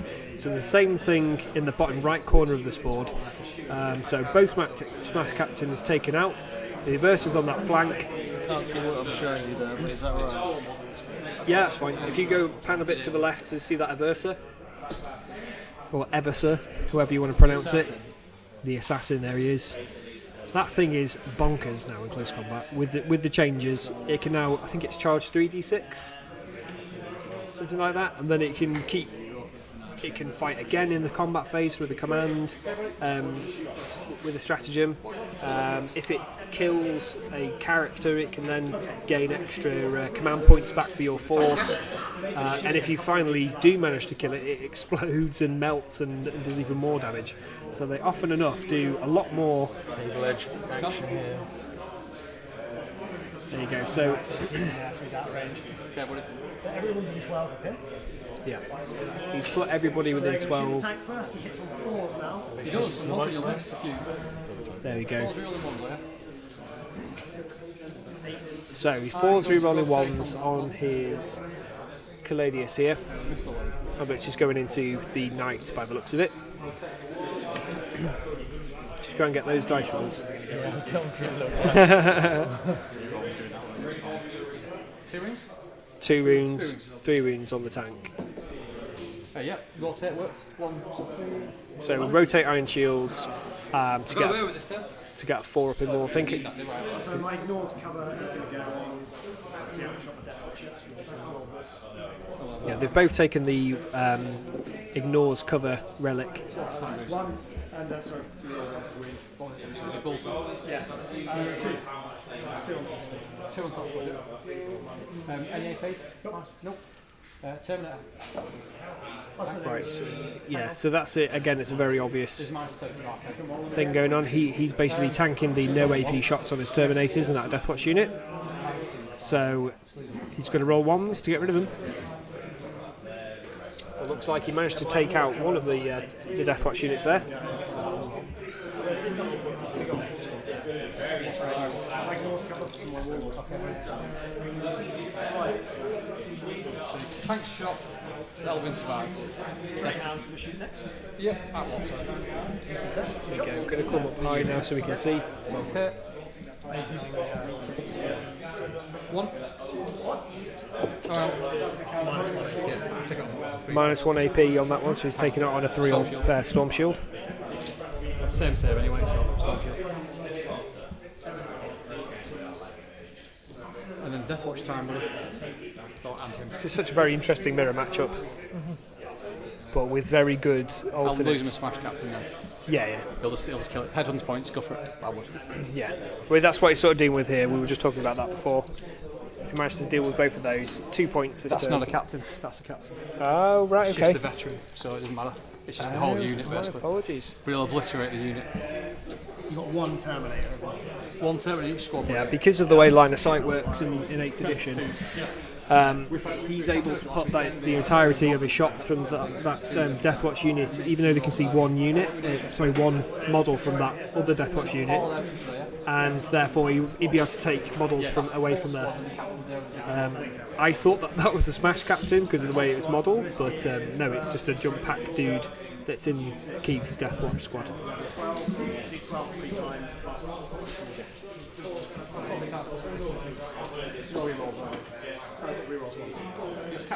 So here we go, we've got more Stormbolter shots coming into that squad. Solid amount of hits. See what we get from the wounds. 2s to wound because of the Hellfire rounds. So that is 3, 6, 7 from the first lot. Nice. 7 wounds from that first lot of shots. Next lot coming in. Rerolling 1s. They won't need those.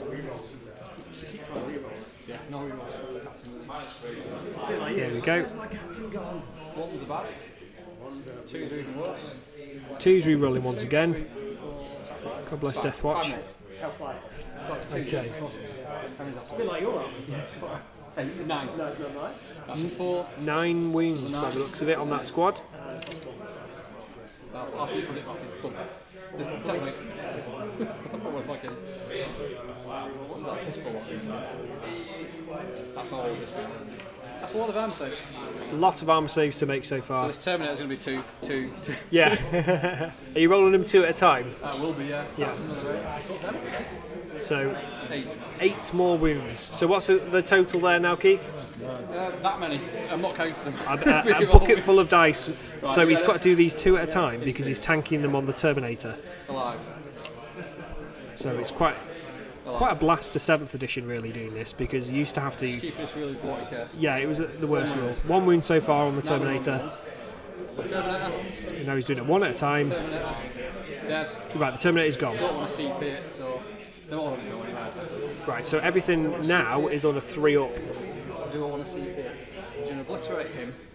and then the He's other just straight sort of down. considering if he wants to command point that final wound that was lost on the Terminator. I could just roll it straight away. Because if he rolls that bucket full of dice, that whole the rest of that squad is probably going to go. Right, so that's the dice. I'm going to put back in and reroll it. Oh, it's 2 wounds. Now he's dead. Okay, so he's off. 2 wounds. We'll have a look at the score in a second, Jono. Just sort of in a pivotal moment here with the 2 veteran squads shooting off against each other. 4, 5, 6. 6. So it looks like 6 wounds. 2 survived, and they're not fearless. Oh, so 6 out of that squad are removed. 2 have survived. So they're not fearless, so they're probably going to run away from morale check. Yeah.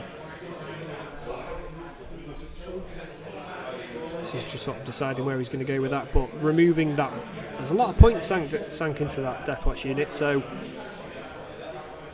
it's quite a big moment there. Expected somewhat, I believe that is. They do murder Death. So I'm just going to grab Keith's score sheet to have a look.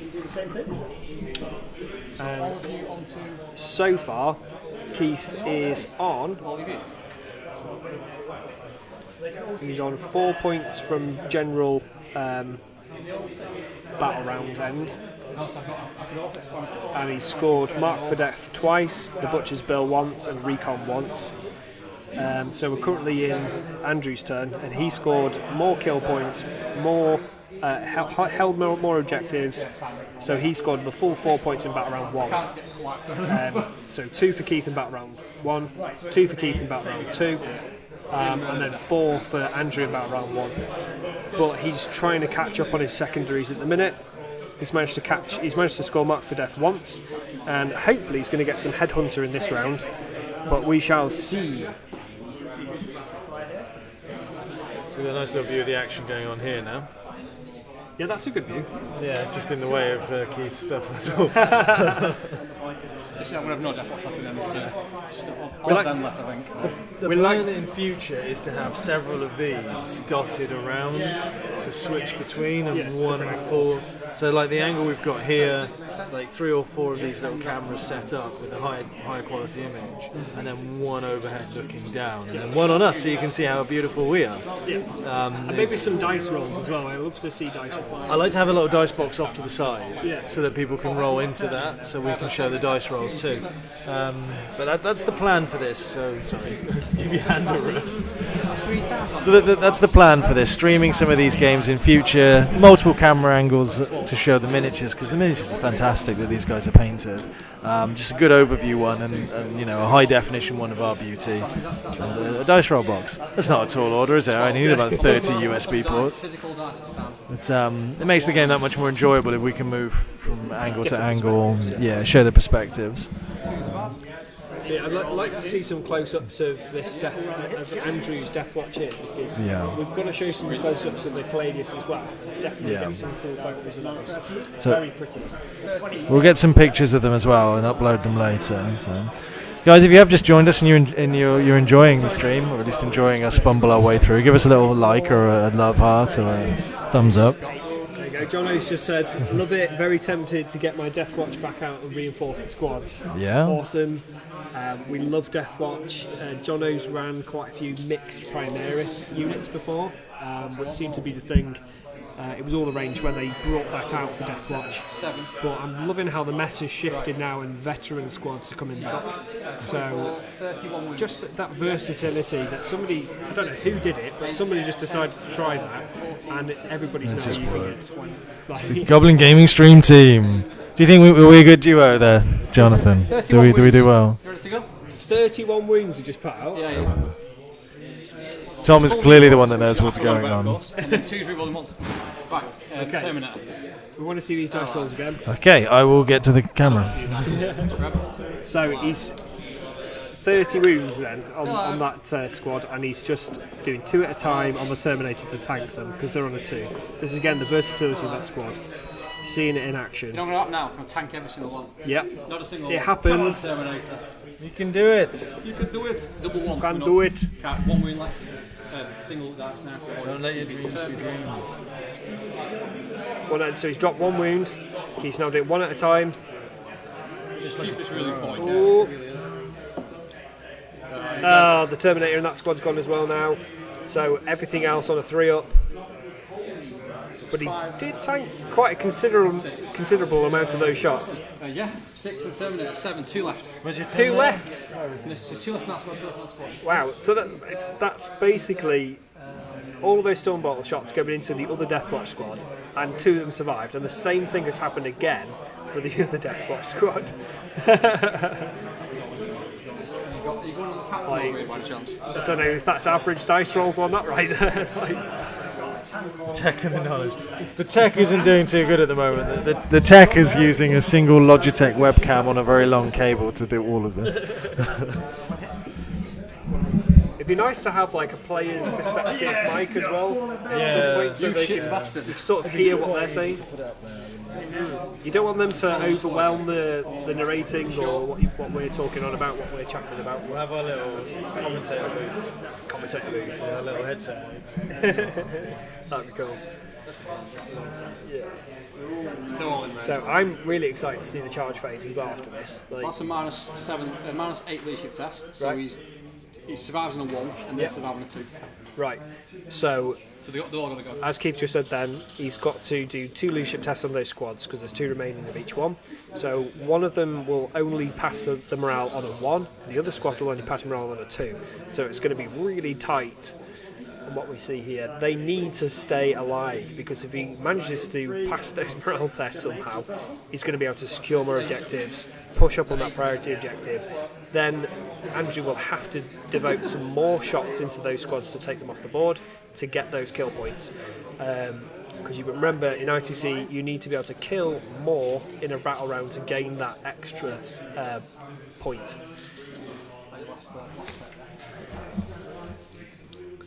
So, are we on the character at the minute? No, he's going for the unit. The middle? Just 6, going for the unit. Yep. So the character will be alive, but the unit's going to be mashed. Right. So he's doing the same thing again now. He's going for all the shots into Keith's last Deathwatch mixed veteran squad. 13, 14, 15, 16, 17, 18, 19, 20, 21, 22, 23. In 2s again. There we go. Same as before. Tanking up on the Terminator. Failing saves. Fast. So let's see how many does this time. It should probably save about half of them. Fast. Stop saying fast and lose your voice. 1. There we go. 1 wound so far. Oh yeah, he's fast go off, sorry, yeah.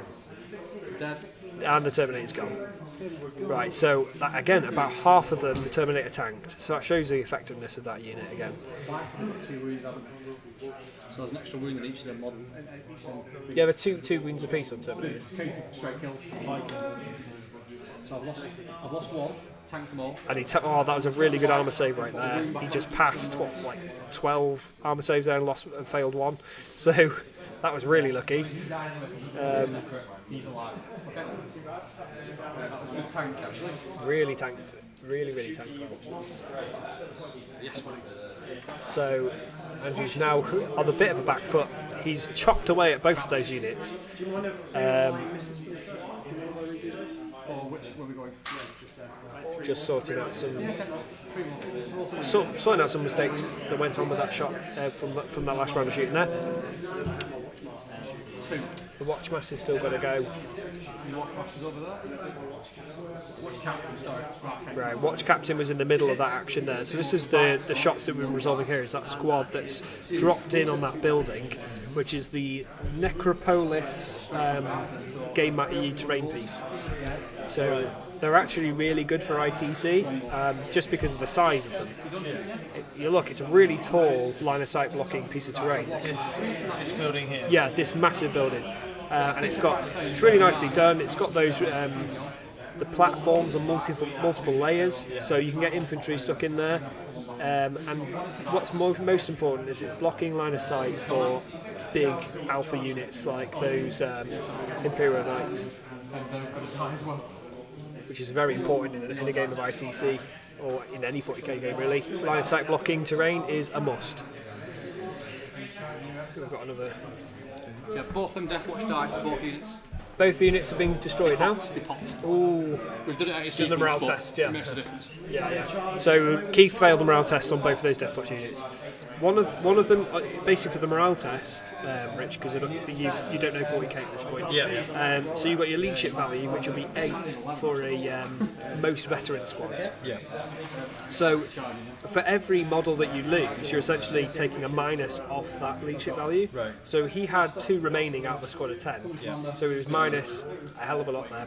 I think he was minus 8, something like that. So it was pretty much, unless he rolled a 1, in that instance, I think I've got that right. But Roll under. yeah, he's got to roll, because it adds to that. So for every one that you go over the leadership value with those minuses, you lose guys. Right. So those guys will run away. Unless you're Ultramarines. See, I can't do this. I can't do that. 16-inch charge, I was doing 7 and 8. We do all start somewhere. I'm glad you're enjoying it anyway, 16-inch Jonathan. charge from the Aversa. What a hero. Okay, so this assassin. Let's get this assassin Get back. the assassin. So, oh my god, so the Eversur was 9 inches away from that back squad, and he's done what looks like a multi-charge, and he rolled 16. It's a little bit close there, isn't it? I just stuck the camera right there. It's way too close to everything. Come back. So Andrew's sort of trying to get more charges off. Long bomb charge.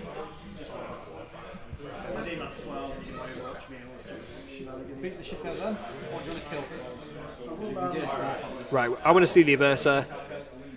I don't. That was a devastating turn. Yes.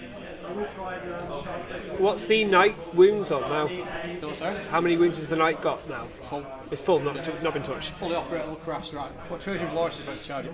Right. So Trajan Valoris is about to charge. So three of those Caladius and 1 Trajan Valoris in that Adeptus Custodes detachment. So Trajan Valoris, an absolute combat beast, and should put a significant dent into that knight. So the knight's just doing Overwatch now. Trojan's just taking 2 wounds. Oh, Flamer. from Right, I'm going to kill him. so Trajan Valoris has just failed 2 saves on a flamer from Overwatch. Was it 1? So good start for Trajan. Doesn't wound. Stone Spear, Rocket Cloth. Double 6. No. Double 6. Nothing there. Avenger Gatling Cannon. Here we go. Big numbers here from the Avenging Gatling Cannon. 3 hits. 3 rings. 3 wounds. Have you got 3 for the -2? Trojan's dead. Oh, Trajan's dead if he fails this reroll. Command point reroll. Oh, He's he's, got 2 wounds left. oh. 7. 3 Right, 3 wounds left on Trajan Valoris after that devastating Overwatch. I've got the battle cannon to go. Oh, he's still got battle cannon to go. Here we go. 2. Lots of shots. 6s though. There's 2 of them. 2 6s. 2 wounds. 2 wounds. He's dead. Oh no. -2. So you've taken 2 plus 4. What's Trajan's invuln save? 21. Feel him a vulnerable save. He's not dead. Yeah, you're right. So Trajan isn't dead. He's got a 3-up invuln save. 4. Right, I rolled a 6 and a 4. So we Disagreements on rolls. Yeah, just trying to work out what's going on there because everyone got a bit excited. So Trajan Valoris nearly died, which is basically one of the named characters from the Custodes. Yep, under the bridge. So on a 4, 5, 6, Trajan's dead. On a 4, 5, or 6, Trajan is dead. He is dead. Oh, no. The Imperium weeps for his loss. Overwatch from there. That knight has done some serious work again this It's in game. the lines as well now, so it's going to use more. It's going to in Keith's next turn. It's going to be doing some serious work, finishing off units, racking up those kill points, getting ahead on the score. He's got the Butcher's Bill and recon because he's definitely going to score recon in his next turn because he's so spread out. All the Deathwatch units are still there. But the Avenger Gatling Cannon is going to deal with those Deathwatch units because yes, they have a 3-up invuln save against it, but the sheer volume of shots that come out of it should, on average dice, take out the unit.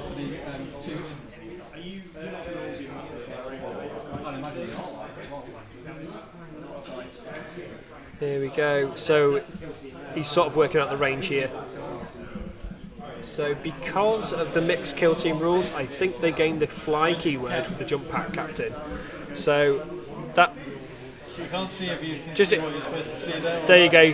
Just apologise to them for me. I can't see what I'm pointing. Rich is apologising for his cameramanship there. He's trying to... Yeah, he can't see what he's pointing at because we haven't got a directional camera. It's a webcam that we're running this off. So here we go. We've got some more Overwatch from Keith coming in. This is Andrew's trying to charge over there for that Deathwatch unit.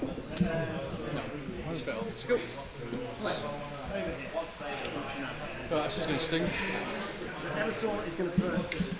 Okay. Here we go. We've got the Eversor Assassin right here. You want to... just been jumping around with the camera. Yeah. We've now gone to the Eversor's close combat. If you stay there, that's perfect. 7 attacks. Quite a few hits there, pretty much all of them. 4 on the guard. AP is minus 4 on the guard. Let's roll into that. Oh, it started raining here at the centre now, so we can hear the raindrops coming down. Yeah, it sounds like it's heavy rain outside. But luckily, we're stuck indoors playing games. You have to check the timer as well. Can't see it from here. And do a call out. Right, bear with me a sec. Tom is off to do officiating duties. And I get an extra attack. Or do we just miss then? What just got killed? Everything. I'll reactivate again. Okay. Straight away, yeah? And then it's after you try to punch him. Right, so I'll move in and punch him. I'm going to have, what, 3 guys maybe? 4 with a push. Let's get a better angle on this for you. Yeah, 4. And 1 sergeant, 5. Yeah, they were really good. They were really scared by the Remember, he's just inside the building. 1. Yeah? Of course, yeah. 1, buddy. He takes the wins. Down to 7, 8. Dice rolling action shots. 8 attacks. So these guys have got 40 minutes left. This is a very long game. We're pushing 2.5 hours on their time limit. In terms of kills, I have no idea where my sheet is again. so I've killed 2 kill teams, haven't I? Where's my sheet, buddy? Have you got it behind you? Is that even yours?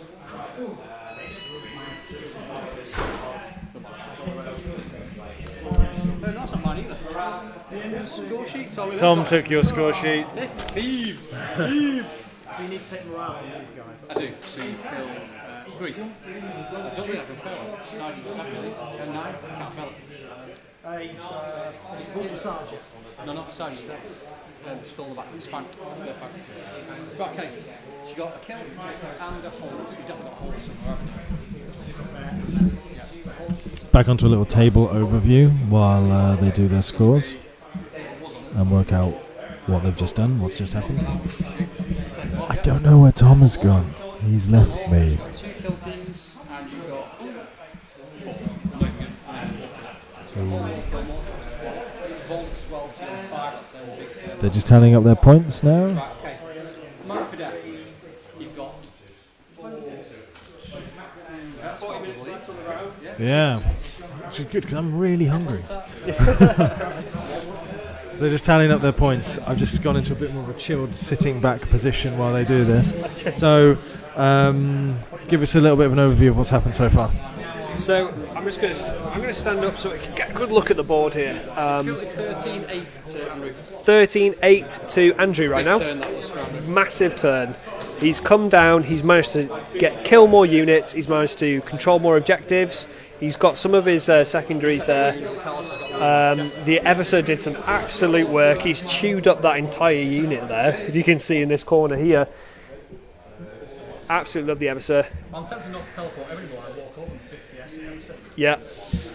But then it'll blow up in your face. That's.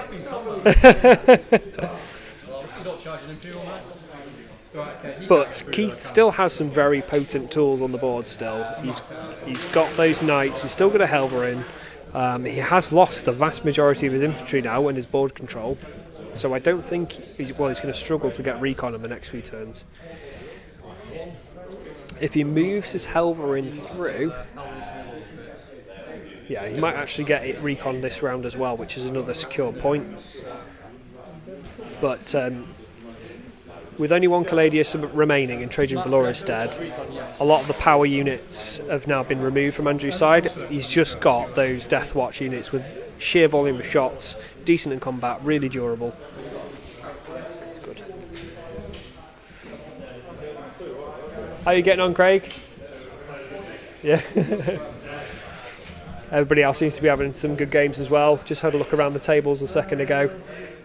Poor David Hoy with his Orcs against Jake Horton's Admech. Jake got first turn and absolutely wasted the Orcs, unfortunately. Dave was saying that if he managed to get turn 1, they would have a game. But because Jake went first, there's not really much chance because he's got 2 extra shot, shooting phases, so he's just going to wipe him out, really. It's hard. While they're just on the table.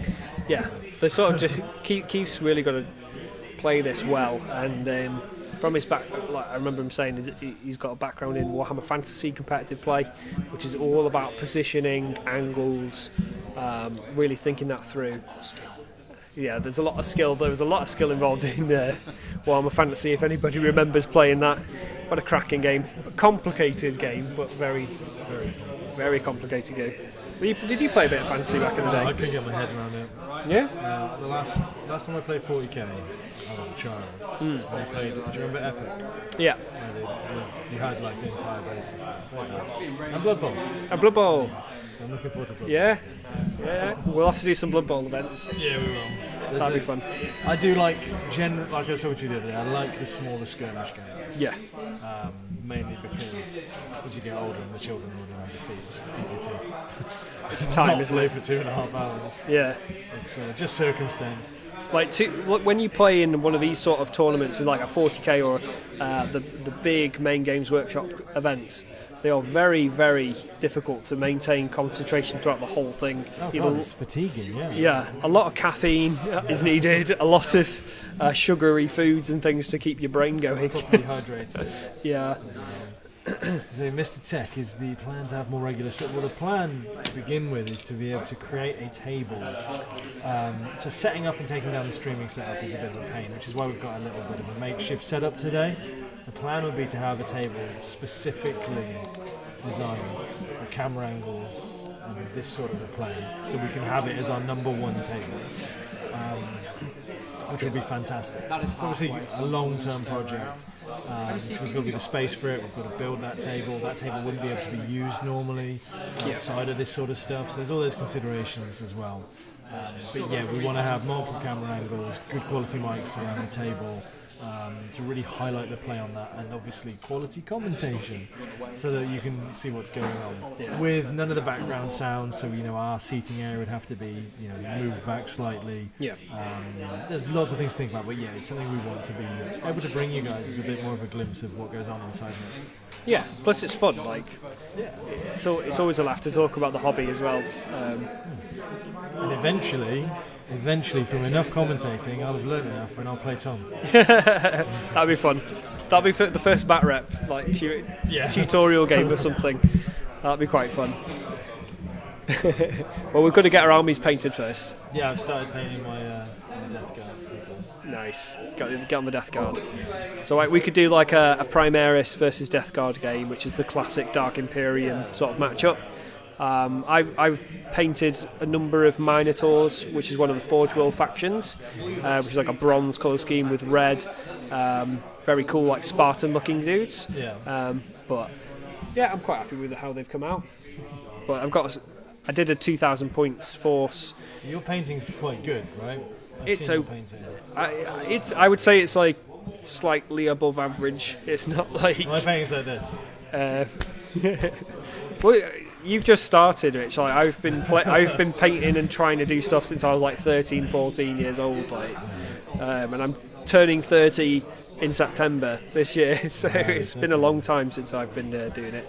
I'm just gonna get all of when OPN comes in and be like, "You're painting this for shop display." Teach me. It'll actually be mine.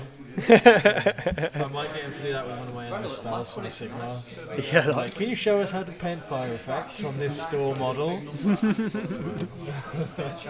So we've actually, Orc Painter Nerd has actually painted a couple of things for us. There's a couple of store armies that he's painted for us, and what I really like is he's painted one of the new terrain sets that we sent him. Yes. So hopefully, you know, if you guys have seen this, you should go on his channel and check out his latest video, because he's done a really quick job on, well, what was it, like a speed painted terrain course on that video, and he's done a really good job of weathering it and making it look fantastic. From, I think he said 5 hours or something on the It's a massive start to finish. Massive piece of scenery. But he's an absolute wizard with that airbrush, absolute wizard. And like, when you look at his vehicle work as well, he's really good at chipping and that kind of thing, weathering effects. So and knowing all the little shortcuts as well. So for a lot of new players and a lot of new painters coming in, it's really difficult to know all those shortcuts, because you'll end up going back on yourself and repeating things and messing up the wash, or stuff happens. Like, but when you work out the right order of doing it, it makes your painting speed dramatically increase. When I get home tonight after this, I'm painting all night. Oh yeah. Yeah. Good man. It's just me in the house. Yeah. Painting. What are you painting? My Death Guard. The Death Guard. Yeah. So what colour scheme are you going for? I went on YouTube with some tutorials for people. So I'm going for the basic Death Guard green and like Balthazar bronze rim to everything. Nice and simple. They're actually more easy to paint than they look. Yeah. Because they're just Beautiful models. They're really nice models. Yeah. Really nice. They really pick up dry brushing well, because there's so much like detail on them, like little pock marks in the armour and stuff like that. Yeah. So- The nice thing with it wasn't difficult for me to get a full set of paints to actually do it. One of the starting box sets of the Citadel paints and just a couple of other ones on top of that is enough to do pretty much all of the Death Guard Marines. Yeah. We should probably get back into the game actually to see what's going No one on. cares about our We're armies. just talking about starting painting when we're in an ITC game. Right, so Let's go back to table. it looks like Keith has. 4 kill team died, but it's still, I've got a Helvin looking at Yep, so he's managed to eliminate 4 out of that kill team with that bike through the window. I'm going to go with a Helvin. I think -1's not great. Helverin's got a decent line of sight there, if you can see that one. You can see the biker just through that window. Right, can you shoot the heavy stubber into the biker? Heavy stub into the And biker. the auto cannons into the tank. Auto cannons to try and finish off that Caladius. Yeah. It's in a cheeky position there, it's got a good board control. So the bike is obviously toughness 5, so he's going to struggle with that And then the 4D3 into the tank. because of the strength 4 heavy stubber. Now 4d3 shots, 7 shots from the Helverin. This one. That's a pretty damn good roll. Roll 4 ups. It's a good I hope Sam's watching this, because every time he plays his Helverins, he like gets loads of. He roll the 4d3 shots, he'll get like, I don't know, 10 shots or something, and he'll hit with 2 of them. Always happens. 2 left.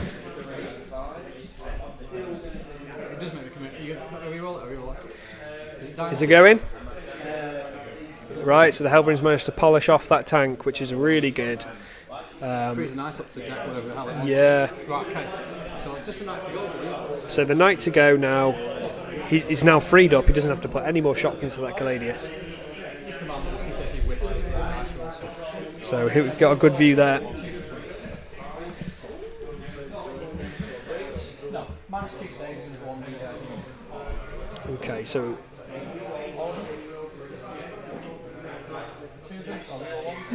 reroll 1s for troops.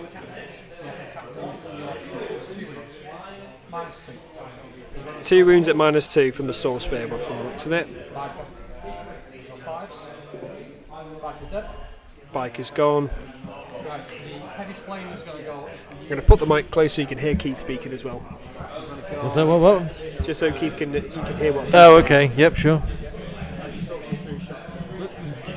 Now I'm wielding a camera in one hand and a microphone in the other. Right, okay. This is not going to Heavy work stubbers well. backwards into the unit at the top of the building. Heavy flamer into the unit. Battle cannon into the unit. Is that your Watchmaster? Yeah. So he's closer than the unit. And that's a headhunter kill. Because he doesn't count. But is that closer? I don't know, buddy. Have a look for me. I've not actually positioned that. Yeah, there was a little glimpse into the tabletop action there. I can't manage to coordinate both arms. I'm not a drummer. Rich is really trying.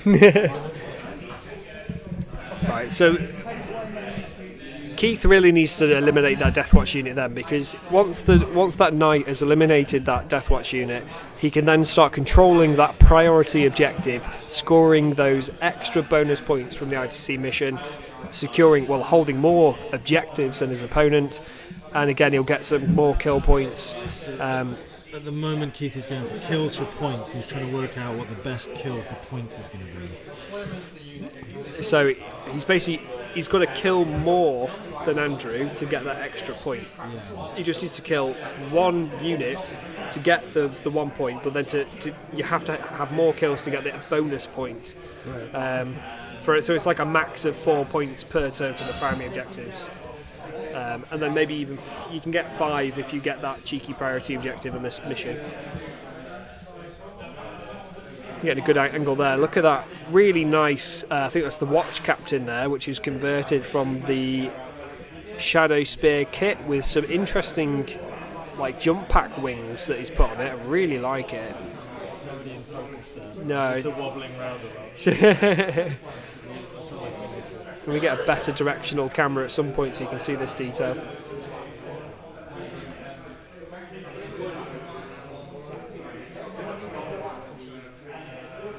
There's Andrew there. There's a good view of Andrew. Gatling cannon. Here we go. So he's doing some more shots with his knight. Let's see some of these dice rolls, Rich. So everybody loves the Gatling cannon, the Avenger Gatling cannon. Decent spread of hits. Okay, 5 times 5 wounds. Probably going to tank out on the 3 up invulns on the storm shields here because it's minus 2 AP on that weapon.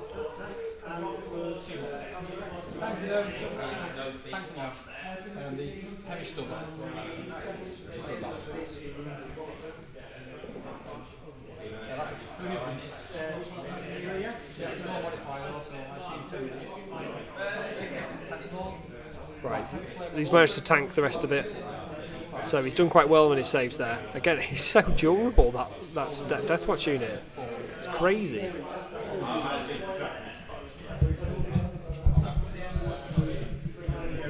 But he really needs to shift them. But I'm hoping that they stay alive so that we can see some combat, because he's got his Watchmaster there with that relic blade. Or it could be it's the other jump captain. That's the jump captain there converted with a relic blade and those cool looking jump wings. Wounded all of them, mate. It's 2, strength 8. Strength 8, minus 2. I think it's the rapid fire battle cannon it's on now. 2 more dead from the unit. So he's removing the closest miniatures away as well, so it makes the charge a little bit longer. But knowing Keith, he's probably going to roll a really good charge in his next in his assault phase. Here we go, charges. Shot the Caladius, yeah. Double checking. The shotgun. I've got the shotgun. 2 shots. I think so. I don't really know. Testing range. What was that there? The shotgun from I really don't care, it's fine. from his commissar, whatever it is. No worries, boys. The knight is going to charge. So his knight is charging. So the knight's charging the unit now, which we'll see. And the captain's also going to go over there as well. You're pointing at the floor there, Rich. There you go.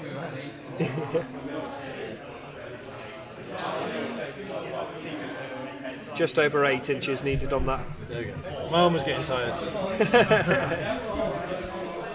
You like a boom arm extendable thing to sort of hang out there. I do. Can I get us to fit up into this corner? I'm going to. Yeah, just manually waving the camera around without knowing what I'm looking at. Doesn't help. Yeah. So now they're rolling off for I think it's Overwatch, yeah. So he's declared a charge with the Knight first, so that it can absorb the Overwatch. The Knight's barely taken any damage throughout this game. He's probably just going to stomp through, right? Yeah. If he lands that charge, that unit's gone. These guys are getting short on time as well. Yeah. 20 minutes about left? Roughly, yeah. I'm going to have to do another shout out actually. Let's go check the timer.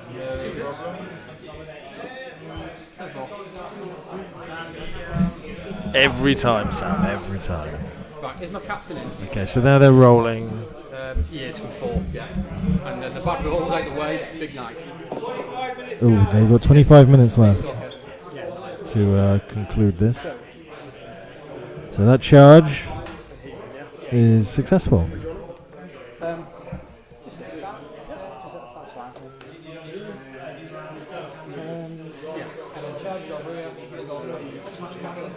Good. My number one commentator is back. Right, so 25 minutes remaining on the round, roughly, for people. So everybody's just trying to crack in those final turns now in the event. They always get the pressure already, when you get to the last hour, the pressure really hots up, and most people are about 2 or 3 turns in by about an hour and a half. If you've got like a horde army, you've got a lot of models to move, it really slows you down. We've seen a couple of the guys bring in movement trays to help them move all of those large blocky units around, which I don't mind them using, but there has been a few occasions where the movement tray gives unrealistic sort of charges and stuff like this. So, I don't know. It's kind of like it's an argument for and against it. halfway Really. happy. Yeah, because you can demand to have a chess clock if one of your opponents. So if you say I would like to play with a chess clock, you have to play with a chess clock, like both people do. So nobody's done that yet because again, Sorry. it's 2.5 hours. No, on the chess clock. Yeah, 2.5 hours, and then you get like essentially on the an hour chess and a clock. half each. What do you mean? You have a chess clock. So the chess clock's got you just tap Oh, it to swap right, between. yeah, so it's yeah. 2.5 hours between the two of you. So yeah, you can use up your Yeah. So, I mean, we're not that super competitive here, and there's some really good players here, definitely. But we're being a bit more relaxed. Everyone's a bit nicer and a bit more lenient with certain rules, I guess, which I like. I prefer not to be so power gamey with these events. Because like the lists are, the lists are brutal enough. Like you're seeing that, you've seen some really good lists, really good soup lists, really min-max lists. We'll definitely get some pictures put up later. For example, there's a player who's brought 3 of those Necron seraphitic constructs or whatever they are. Fantastic. I've got a couple pictures. Oh my of God. it. They were in the game at the time. I think he's probably going to win Best Painted, if I think about it, because That would have changed. Pretty sexy. he's made. We need to put them side by side. Because you've got to judge it off the entire army. So if you're doing Best Painted army, And that is his whole army. 4 units to paint, but there's a lot of area to cover. They are cool. Put it to a vote. Ask the community. That's the community.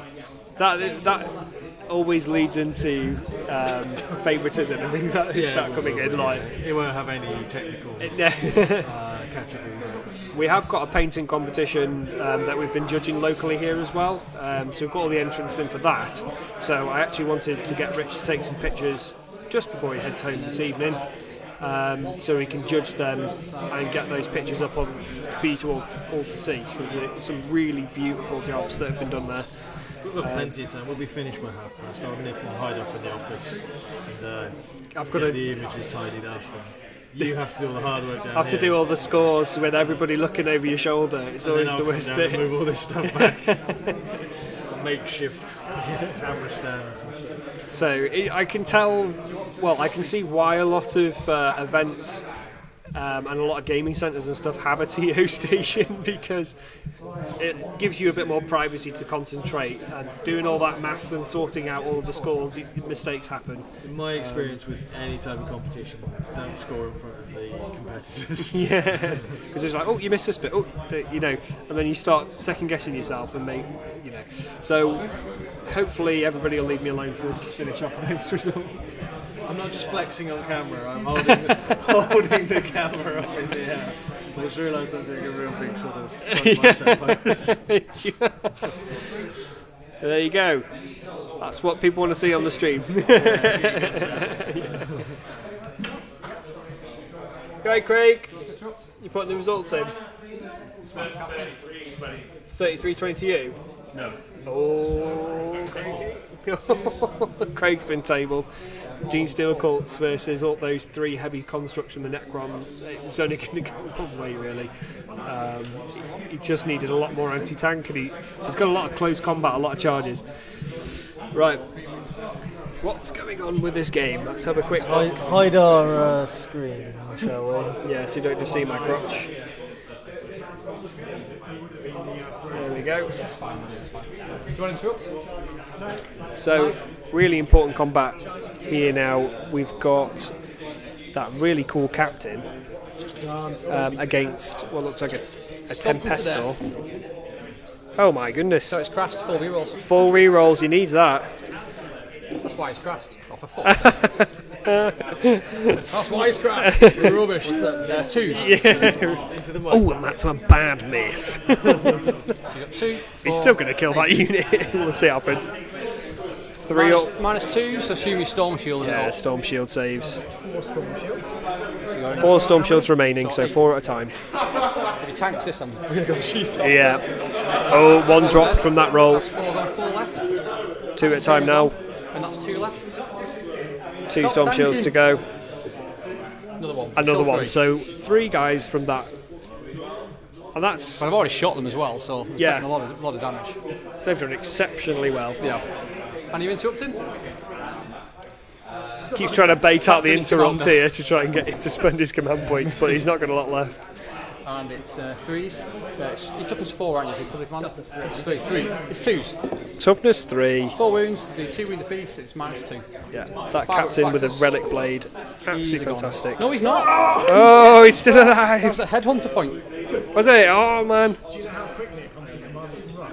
Yeah, very. Yeah. My God. Move, advance, then run. You ready, dude? Yep. We're going over to the Failed to Eversor kill over here. those. Yeah, we can talk about your game if you want a sec. Yeah. Yeah, you can see that. Just down a little bit. There you go. There's the Eversor. So it looks like they're doing a bit of a wobbly model combat here. They've got the shield captain. Both in the building tickling each other. Oh no, that's not. That's a watchmaster, isn't it? It's not a shield captain. Sorry. Confused by the custodes spear on it. 2 more when you charge. I'll charge you. 6. Yeah. Strength? That doesn't matter. No, strength, claw, strength. 5. Yeah, if you're using the...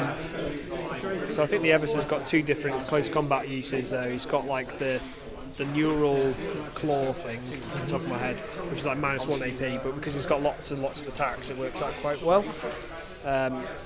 He's also got a really good pistol, which is the Executioner pistol. Spend those command points.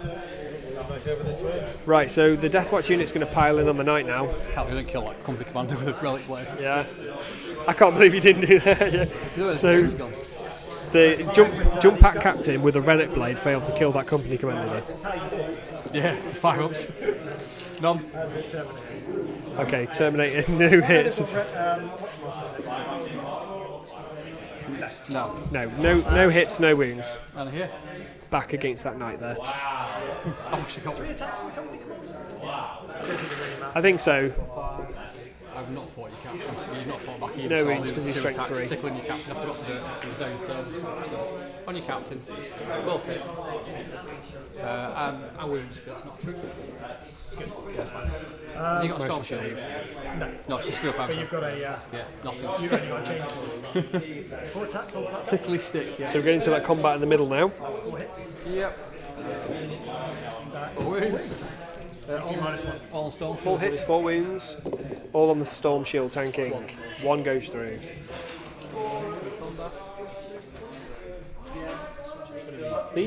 the Deathwatch Storm Shields seem really potent. Like when you take them on normal Space Marines, I think they're like 4 up for a Storm Shield. buddy? Terminators, they're a 3 up.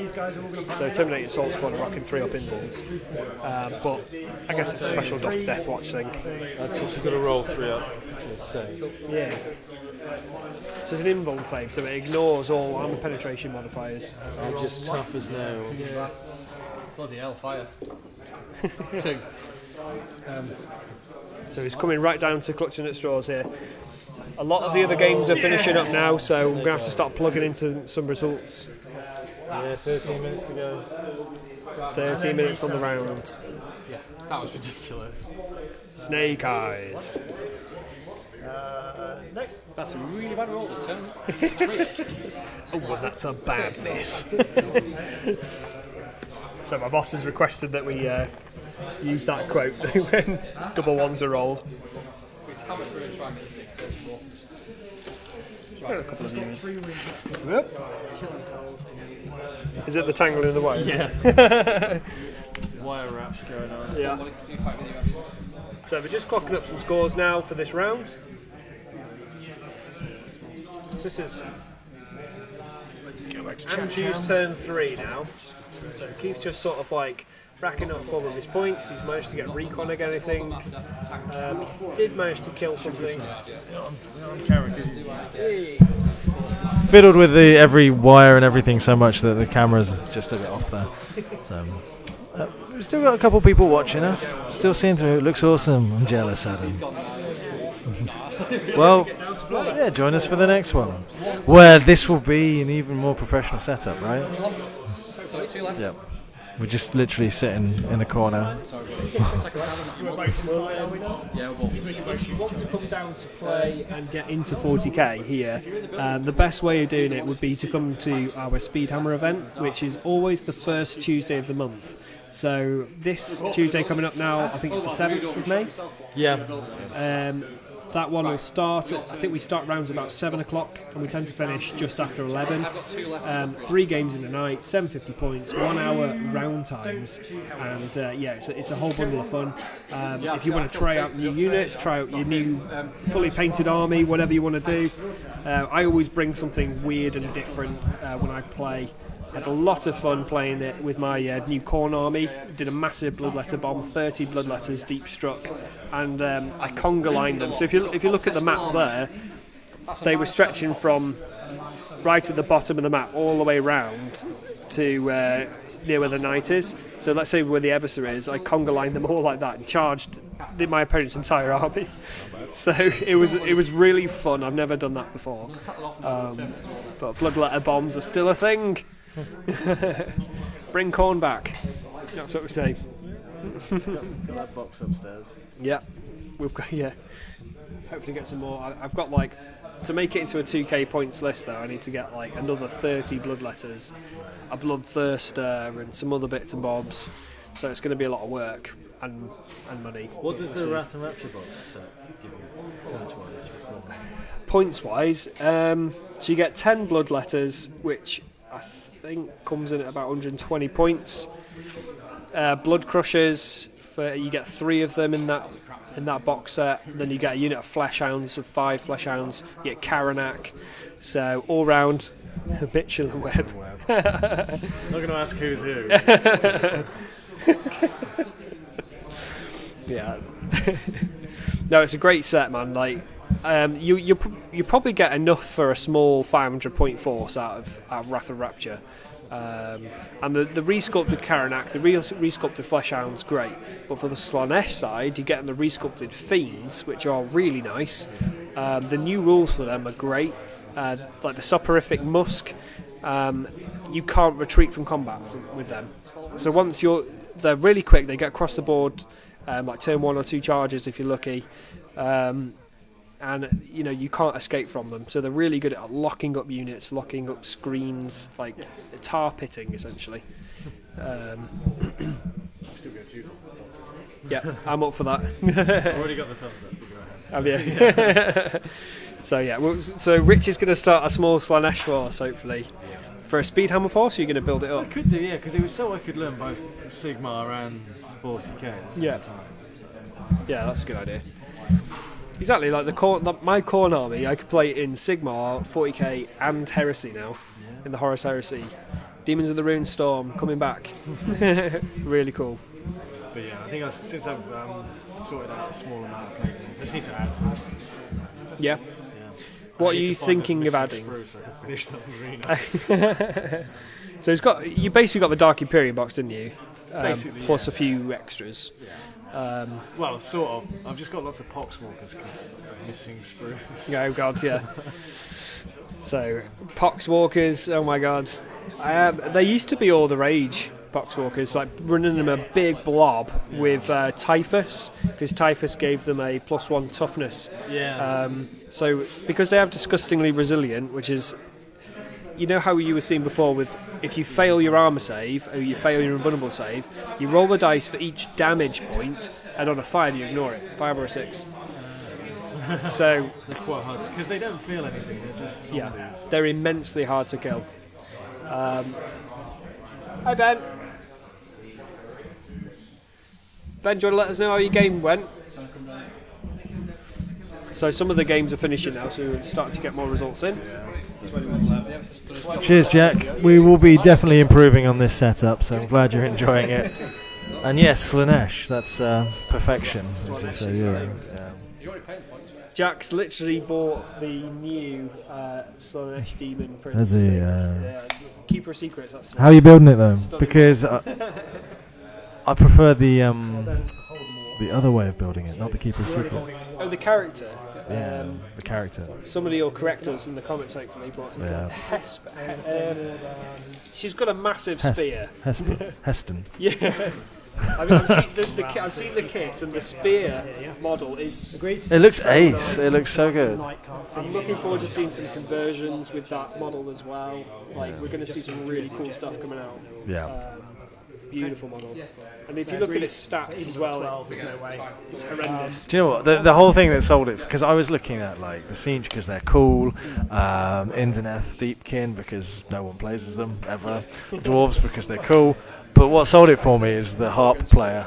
Oh yeah. The person who's been turned into a harp. Yeah, the spinal cord and everything's been like ripped out and his rib cage has been pulled back and he looks really cool. And plus, since I want to play Dark Eldar, yeah, I got a nice little theme going on there. Well, Slanesh and Dark Eldar are a bit of opposites in that respect because grotesque. Slanesh is literally the god that was born from the death of the Eldar Empire. Yeah. So, the Dark Eldar hate Slanesh and the Craftworld Eldar hate Slanesh because she destroyed them. Building it as a Keeper of Secrets, then kit bashing. Okay. Marathi into Shalaxi. Ooh. Jack's got a really cool idea there. Keeper of Secrets kit, and then he's going to buy the Marathi model, which, if you don't know that model, it's beautiful. It's got like a statue plinth coming out, and she's wrapped around it with a snake-like Okay, that's cool. And then she's just coming over there. She's amazing. Michael is building some Khorne Space Marines, and I want a Behemoth model. Looking into a Helldrake, but what do you recommend? Not a Helldrake, Shalaxi Hellbane, thank you, Sam. For what you've got, Michael, I would definitely get more Forge Fiends. A Lord of Discordant, go for that. Lord Discordant, how many Lord Discordants? Probably 3. Yeah, that's what my friend was saying. He's saying you need 3 to trotter around everywhere. Because they're not the toughest, but you need them near. You need they're kind of like banner bearers on spiders. They're really easy to hit from anywhere, They're right? a lot of great attacks as well, but it's -1 to hit. Other vehicles nearby. Yeah. I think they give +1 to attack. +1 to hit as well, something like that. So like Hellforged units are really good. You stole his plan. Whose plan did we steal? What plan? We just discussed like loads. No, Jack's stolen Sam's Oh, shame on you, Jack.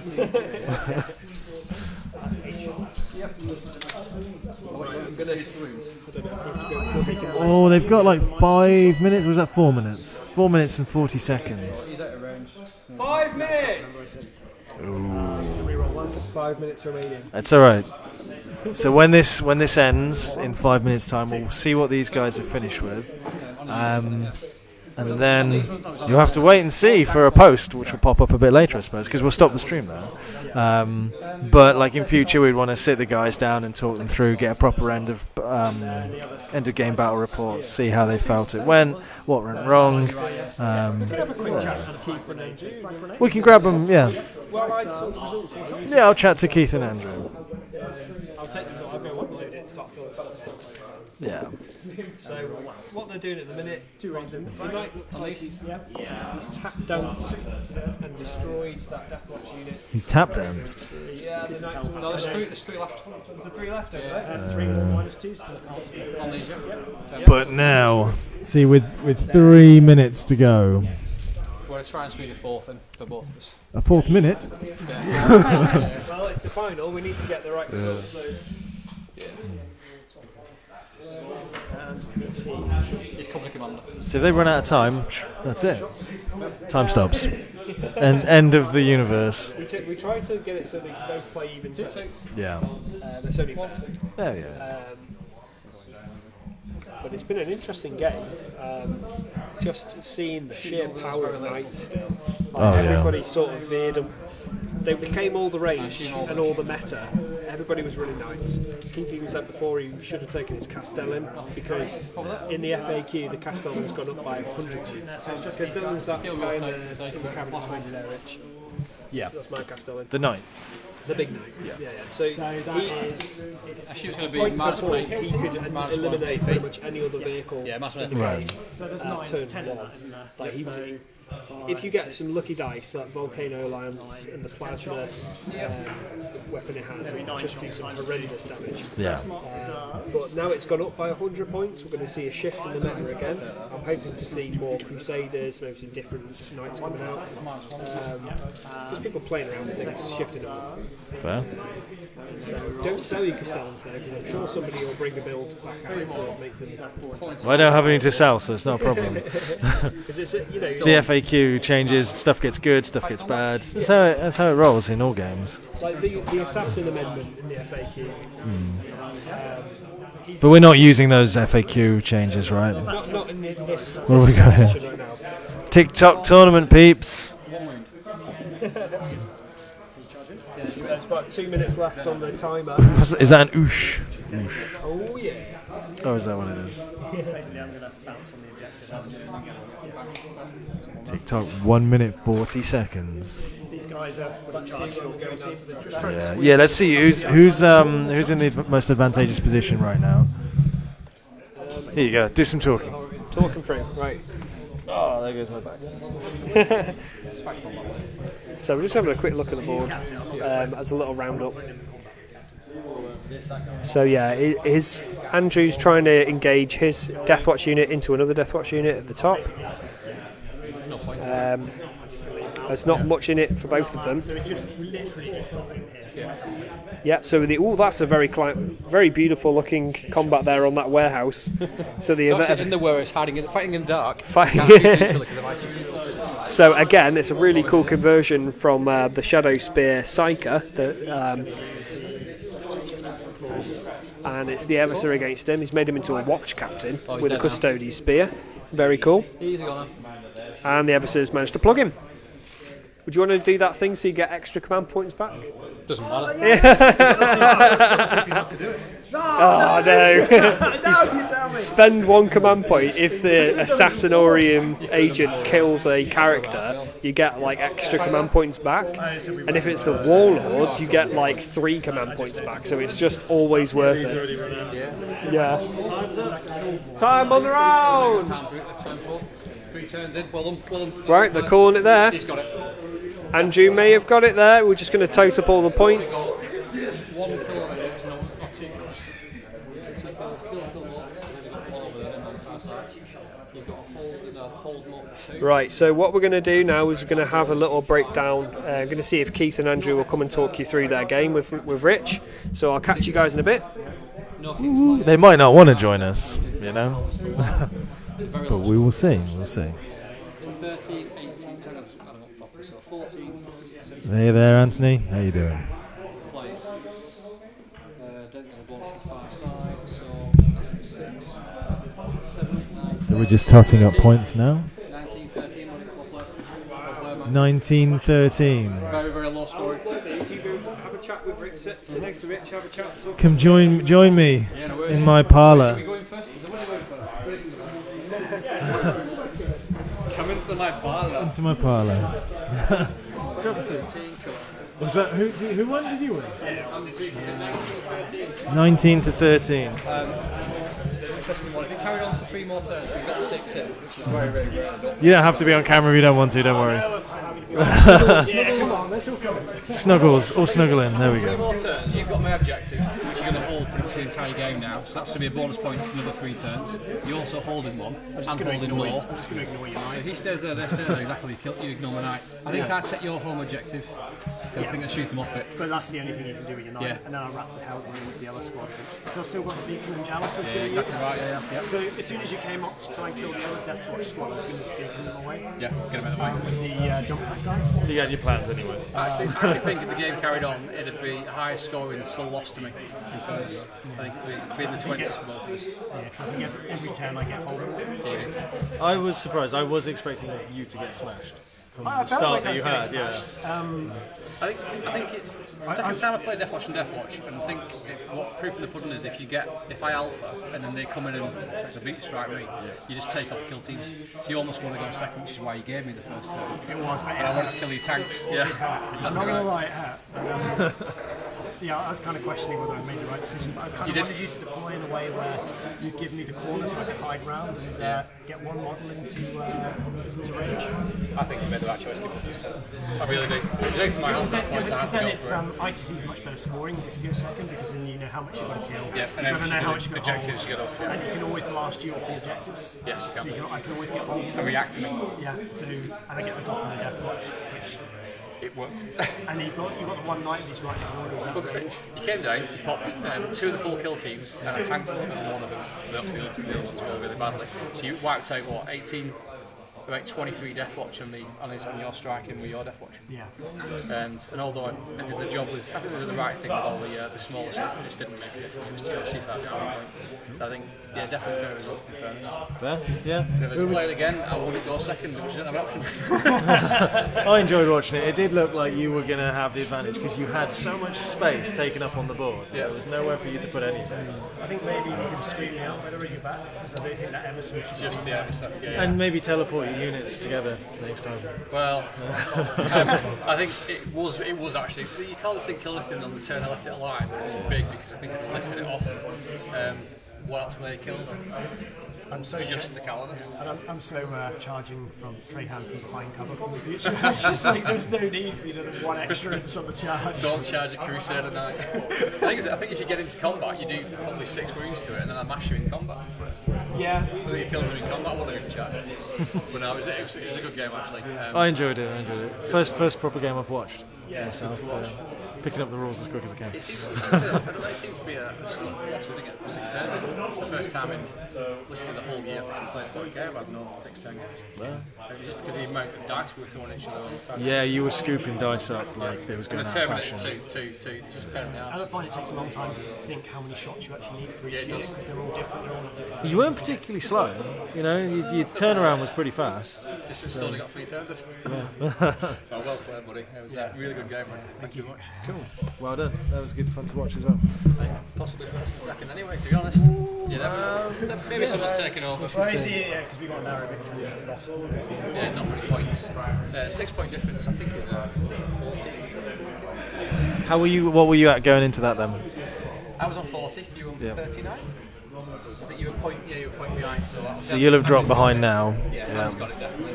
Okay. I think you got it by 3 points, depends on what happened on table 2 and table 3, but I was 8 points clear with third, and you were 7 points clear with third. Okay. So even with that, I still think Yeah, I think you should still have a. if we dropped to third, I think we'll be able to win. What would they have to do to beat you? Get a full-on landslide victory on table 2? So say it was a 14-6, they'd have to get, you know what, it probably could happen actually.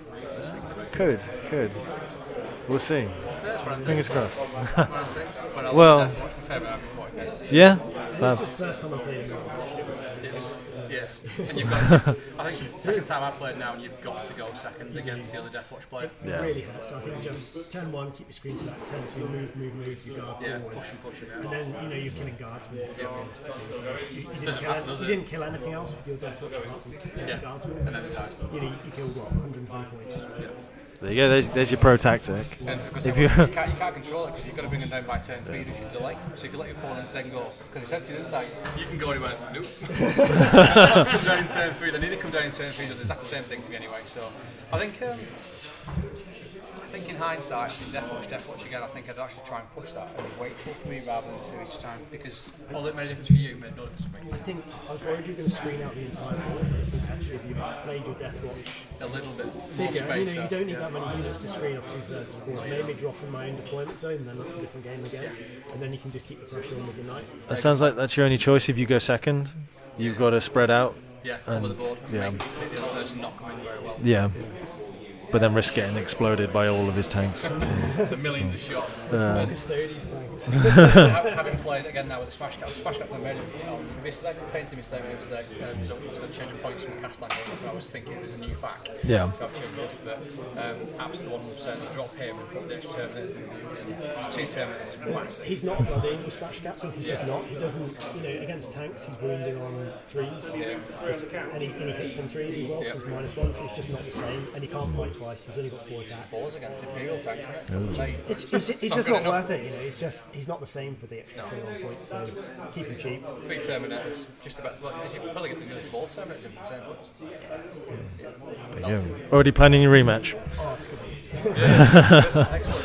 It's Cool. awesome tournament, I think. Good, you're more than welcome. So, I'm glad you didn't mind having us put cameras around your table either, which wasn't too bad.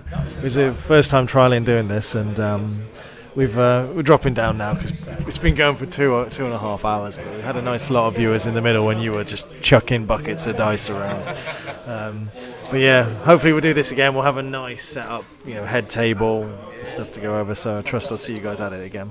But cool, right? Well, pleasure. Enjoy the rest of the evening, guys. Enjoy your bank holiday weekend. Thank you. Right.